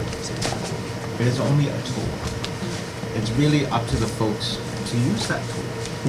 And what I've seen over the years really is the folks have, there's a turnover. You guys are talking about turnovers. There's a turnover with leadership too. You know, so it is a great tool. I mean, it works all the way into now. We've learned on the way, but I hope that we just stay put, don't move, don't leave, and so that we can see this completed. And really, that's the only misgiving I see is this big turnover. I'm still here, Joe. I know you'll be here. I won't let them leave. Thank you. So, Says the guy who's leaving. one other comment, just it's in line with both what Patrick and Joe, my two generals, my two soldiers, is just timelines are important to us. So, and I know they're important to you, but you know, as we're going through and finding, you know, issues or opportunities that we need to address again, the timelines are what really matter. So we talked earlier about benchmarks and timelines. You know, if we can zero in on that element of it, it helps us help you folks too, because those timelines also tell us when personnel or resources from our side need to be ramped up to, so we meet in the middle. You know, it's not great if you folks progress kind of beyond where we are, and then we have to climb the hill to get to where you are. That just wastes time and resources. Right? So yeah, timelines is it's such a unglamorous thing, but we need them. Okay. All right. Any other comments or issues? Yes, Ronnie. John's talking about the increased workload, and Patrick also the methods now. We've got methods that work, at least on the Northern Plateau. Monitoring construction works, I think that's been demonstrated. We're finding things, and you know, maybe now we'll find out a little more about what's outside our area. And those methods on the Northern Plateau have been productive. It means that reports are going to get more complex. Because they're going to find things that were previously missed. And I can't believe that the Laddie period people only lived on Camp Blas or wherever. You know, it's going to be on the other side of Route 3 or wherever. And I think that the methods, the monitoring that was required has paid off. Yeah, absolutely right. It's going to make it more labor intensive, more expensive, but it works. Well, the great thing about that is that I hope that history we disseminated enough into the culture that the Chamorro people and the people that come to visit Guam can really take that back home with them. I'm from Virginia. Their number one moneymaker is historic tourism. And so when they have that story and they're able to take it home and say, hey, I went to Guam and I learned this about the Chamorro people and this is an incredible place, then that, you know, I don't want that many people on the island, but I like for our tourism to be up and people spending the money, you know, and us getting the stuff that we need anyway. So one more thing, I know we're bumped up to 12 o'clock here. I just need to put this down, and most of you guys are aware of an issue that I've had too, is, just for the record, is that we have to stay diligent in not, mixing up the 2008 programmatic agreement with the Navy and the 2011. So John's aware of it, Al, Mark, we know we need to amend the 2008. There's some big ticket items. It's a some long-standing issues, but I just wanted to make sure that it's still documented, and it's, we talked about some things that were probably suspect from our perspective, but things can be cleared out and clarified. But definitely we need to, sooner rather than later, amend that 2008 PA. Okay, that's all I have for this morning. Thank you. Okay, that's everything. Then we'll move on to new action items with Al. So I'm just going to review our parking lot here for any action items that either just things for reference or for future action. I have the Bert and Pinko story on Tweeds. Just mark that down. I'm also looking at the access plan streamlining. We mark that down. There needs to be a discrete POAM for that. Patrick wants to do a Guam synthesis deep dive. And then thank you, Joe Kinata, for suggestion on the Historiata website. We will relay that for use on the Guam synthesis development. We'll have a future discussion about the SHPO liaison and crediting, depending on. So yeah, the math I think doesn't really matter at this point. We just gotta identify a more consistent way of delivering the liaison position at the Guam SHPO. There are a lot of underlying variables of hiring and retaining people to work out here on the island. So we're exploring different solutions. Charmaine's involved with that with SEMO, but we'll look into that. We talked about capacity issues. We wanted wanted more emphasis on timelines when it comes to things that are agreed upon in the PA. We recognize the methods that will find themselves into not just military development, but island-wide development. And lastly, there was a concern about keeping the distinction between the 2008 and 2011 PA. Were there any other action items that were not placed on our board here that we'd like to include? Okay. All right, thank you very much.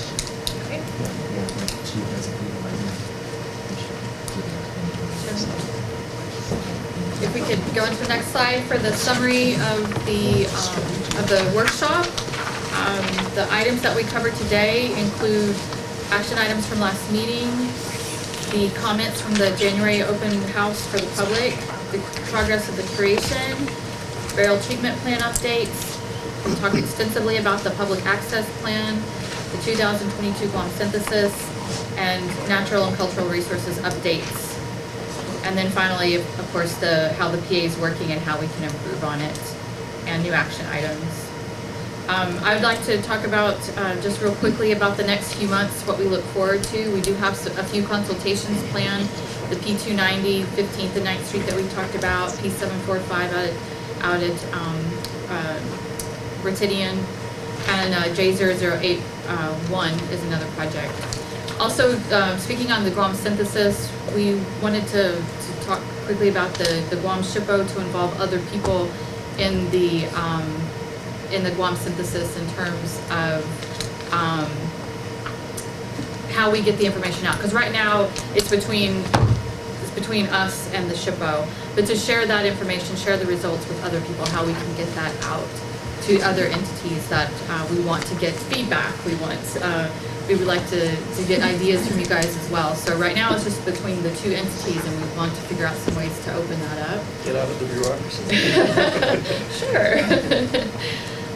Also, something we want to highlight is a research project that's coming out of Count Blas. It's the first ARPA permit, which is it's an archaeological permit that allows a National Park Service person to conduct research. And so the first ARPA permit was awarded to a woman, Jassy Miller, and she's done a lot of archaeology on Guam, and a lot of, she worked under Darlene Moore with pottery, and so she has her PhD research looking at pottery that came out of our project, coastal and inland, and also to compare it to other islands to see the relationships between the islands and the transportation. So she actually starts her analysis next week, and she'll be sitting in our office doing some of that research. But that's our first permit that's come out of that. Also, for the schedule for the next workshop and public outreach, we're wanting to stick to the April date for the workshop. I think that works for everybody. And then public outreach, of course, we want to do at least a couple of big outreach events, another open house, something to that effect. But we also want to add to that maybe something on a monthly basis, whether it's tours where we have targeted groups like the mayors, like we talked about with the Admiral, the Fishermen's Co-op, certain groups that we think would really benefit from seeing what we have to offer to them. And so we hope to have more public outreach speckled throughout that besides the two main outreach programs that we're committed to. So I think that's all for the summary. And that just goes to the closing remarks. And so. Okay, Betty, one quick comment, just for awareness for the group that the NBA EIS public meetings, just for your awareness, we're scheduling tentatively for June 14, 15, and 16. Okay. We'll be pushing out to public affairs, etc. But just for your awareness that we will have an EIS team. Where at? It's going to be in 3 locations, north, middle, and central and south. We're looking at Southern High, Okadu. So those details we're working out at the moment, logistics and etc. But just for your awareness and for the group's awareness that we are scheduling that. And in that in that EIS meetings, we're going to have slides on archaeology and stuff like that. They're standard NEPA outreach meetings. Is it going to be targeted at the region or the entire island? It's going to be 3 locations. So, yeah, but it's going to include the proposed action. It's going to talk about all the sites that are currently proposed that we've been talking to the legislature and the governor about. So now this will be our first attempt, or it'll be our first public interaction in these settings. But we're still working at some of the details with this. But that's currently the plan, and the strategy is to have Admiral Nicholson sort of his going away party, public engagement.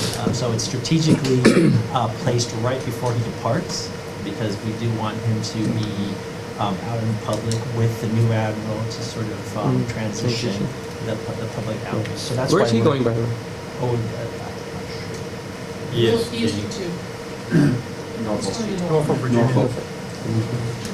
Yeah. So just to add to that, before the public scoping meetings for MDA, there's going to be actual stakeholder engagements that they're going to do, that we're going to do with them. So we'll probably have to set up something with the governor's office, mayor's council, chamber of commerce. So there's going to be those direct local stakeholders that's going to happen first before the public scoping meetings. I'm sorry, I don't know what MDA stands for. Oh, I'm sorry, the Missile Defense Agency. Oh, that one. The EIS is called the Enhanced Integrated Air Missile Defense System. I know, I kept getting stuck on MDA that I know. It's scuba divers. Is it EIS environmental impact statement? Yeah. Enhanced Integrated Air Missile Defense. Yes. You gotta have a hard acronym. We gotta have it different. Yes. All right. Closing comments, we don't have the ACHP with us today, so we could start with the SHPO for any closing comments you'd like to make. I don't. I said everything. Thank you. You've said enough. We've heard it. Okay, any other parties that would like to speak before we have our senior DRD officials? Oh, let me throw something out. So when y'all have this second meeting for the public and all, let's think about having it outside, because I didn't bring my coat. It's not going to be here. We'll take that into consideration. Bring John jacket. Anyone else? I just say I like the idea about more frequent, kind of smaller scale public outreach. Because when we started the programmatic agreement, I think for the military side, you didn't exactly know who you were talking to. And now, 11 years later, you know, you've met them, you've heard them, you know, so that way I'll be careful how I say this here. In a way, you're sort of tailoring your presentation to the people that you know you're speaking to, if it's chamber, if it's, you know, the mayor's council, if it's going to be the local community that are seafaring activities. You know who they are now. So you know how to talk to them now. Mm-hmm. So that's why I think it's a good idea. That's great. Okay, anyone else? All right, our senior DoD officials, would you like to make any closing comments before we adjourn? Yeah, so really quickly, I'll say thanks for everybody for taking the time to come here and have this dialogue. This is the second one, like Skipper Brown said, second one for me. And good or bad, we're going to have both of us for the third one next April as well. So it's good we get a little more than just a couple of years, and then the next person comes in maybe and make a little more continuity there. No, I appreciate hearing the dialogue and better understanding the concerns and where we have common grounds, where we have areas that we need to work together to improve still in the future. So it's good exposure for me to understand that better. And you might not hear as much dialogue from this side of the room anyway, and I think that speaks to the fact that we know we have professionals, we have experts in here as we're talking about some of the actions that are ongoing, to be able to carry that dialogue and talk about what's happening, you know, between the different signatories. So I think that's a good thing. So I tried to keep my mouth shut as much as I could to let the smart people talk. I think the Admiral indicated that earlier when he was speaking. So we did that. But I think you bring up a good point as you talk about the military turning over. We have some continuity here, there's no doubt, but as we turn over, you know, we need to recognize that this is not, hey, we checked the box and did a PA today, and we're good for another year. This is an ongoing collaboration, and it'll be good with some other type events spread throughout the year. But for us to better understand that, and as new military comes in, whether it's the Admiral, whether it's Camp Laws or other folks, that we make sure our obligation is to get them up to speed so that they understand the history behind this and where we are today, so that we continue moving that forward. So, message received. We certainly have some action on that as well as we rotate out the uniforms through the next year. But that's all I have. All right. Well, I'll say a few words. A lot of the same themes that you've already heard. So, from my perspective, we're going together wherever we're going, right? It's you know, I really like the One Guam thing when we're talking One Guam on certain issues. It's one team of people here trying to work together toward common outcomes that'll be beneficial to everybody. And I like this forum. I like the fact that people get together and talk. I would say very similar to what Captain Stiles was saying, and when he was talking, it popped in my head is, I want to make sure you know, any one of you that want to meet offline, we can set up individual meetings, right? To talk about your specific concerns and interests. You know, my schedule's hectic, the Admiral's schedule's hectic. We will find time to get together on sticking points because we have to figure out how to move this stuff together forward faster. I heard the 2008 PA brought up. You know, we have this 2011. I heard people talk about, do we need another PA for the next action? I think I need to get some counsel from the team of professionals we have on our side on, hey, what would that look like to do another one, or is there a way we should encompass it all into one? I don't know that answer because I have not worked this kind of stuff, but I would invite the team on this side to talk to me and educate me on that a little bit. And at the same time for you guys to kind of give your perspectives to them to make sure that whatever we're doing, we're moving forward together. There is an immense amount of stuff that needs to happen on Guam to protect and defend Guam and to protect and defend the seas in this area. And the Admiral alluded to that. A lot of people talked about it. You guys probably read more and more news stories about China this, China that lately. We need your cooperation in figuring out how do we do the things in a sensible manner that we need to get done that doesn't alienate us from the people of Guam, because that's where you add so much value to us in that area. We have to have that partnership. The fact that we have not been able to get the public access thing figured out right, it is insane. I agree with the Admiral. It's just crazy that it's taken this long to figure it out, because the more the public of Guam feels like part of that base, the better it is for us. And I want I want those tours. My wife beats me up on this all the time. How come there aren't tours that I can go on, right? So she would like to go on the tour with the people who never get to go on Guam, to have somebody from the Park Service or somebody else that's a professional that knows the history, tell them about the culture and the places and those things, because it will help us in the military side contextualize that and take it back when we do leave Guam and go to our next assignment. And then we will have those great stories to share as we move on in our careers and our lives with other people that may say, wow, I really want to go to Guam and see that. I want to understand more about their culture and about what's going on out there. So I appreciate the time and the effort everybody's put into this. There's a lot of work yet to do. And one of the things I heard fairly consistent is we got to start putting some POAMs together and trying to get some dates on some things. And I would agree. If we don't put a date on something, then it may never happen. So we need to work together, hold each other accountable. I'm looking at the team. I would love to throw out a date, but I know whatever I said, they would probably beat me up later because they would say that's impossible. But let's between now and next year, let's put the POAMs on as many things as we can, and especially because we're going to have to hold each other even more accountable as we try and execute that defensive Guam systems of projects quickly, right? We want to do it fast, but we want to do it taking account for all the important things for the people of Guam, because we are one people. Right? It's in our best interest. Thank you. Good. Great. Thank you for my first meeting. This was Good job, Eddie. great. Good job, Eddie. And I'm excited to meet our partners.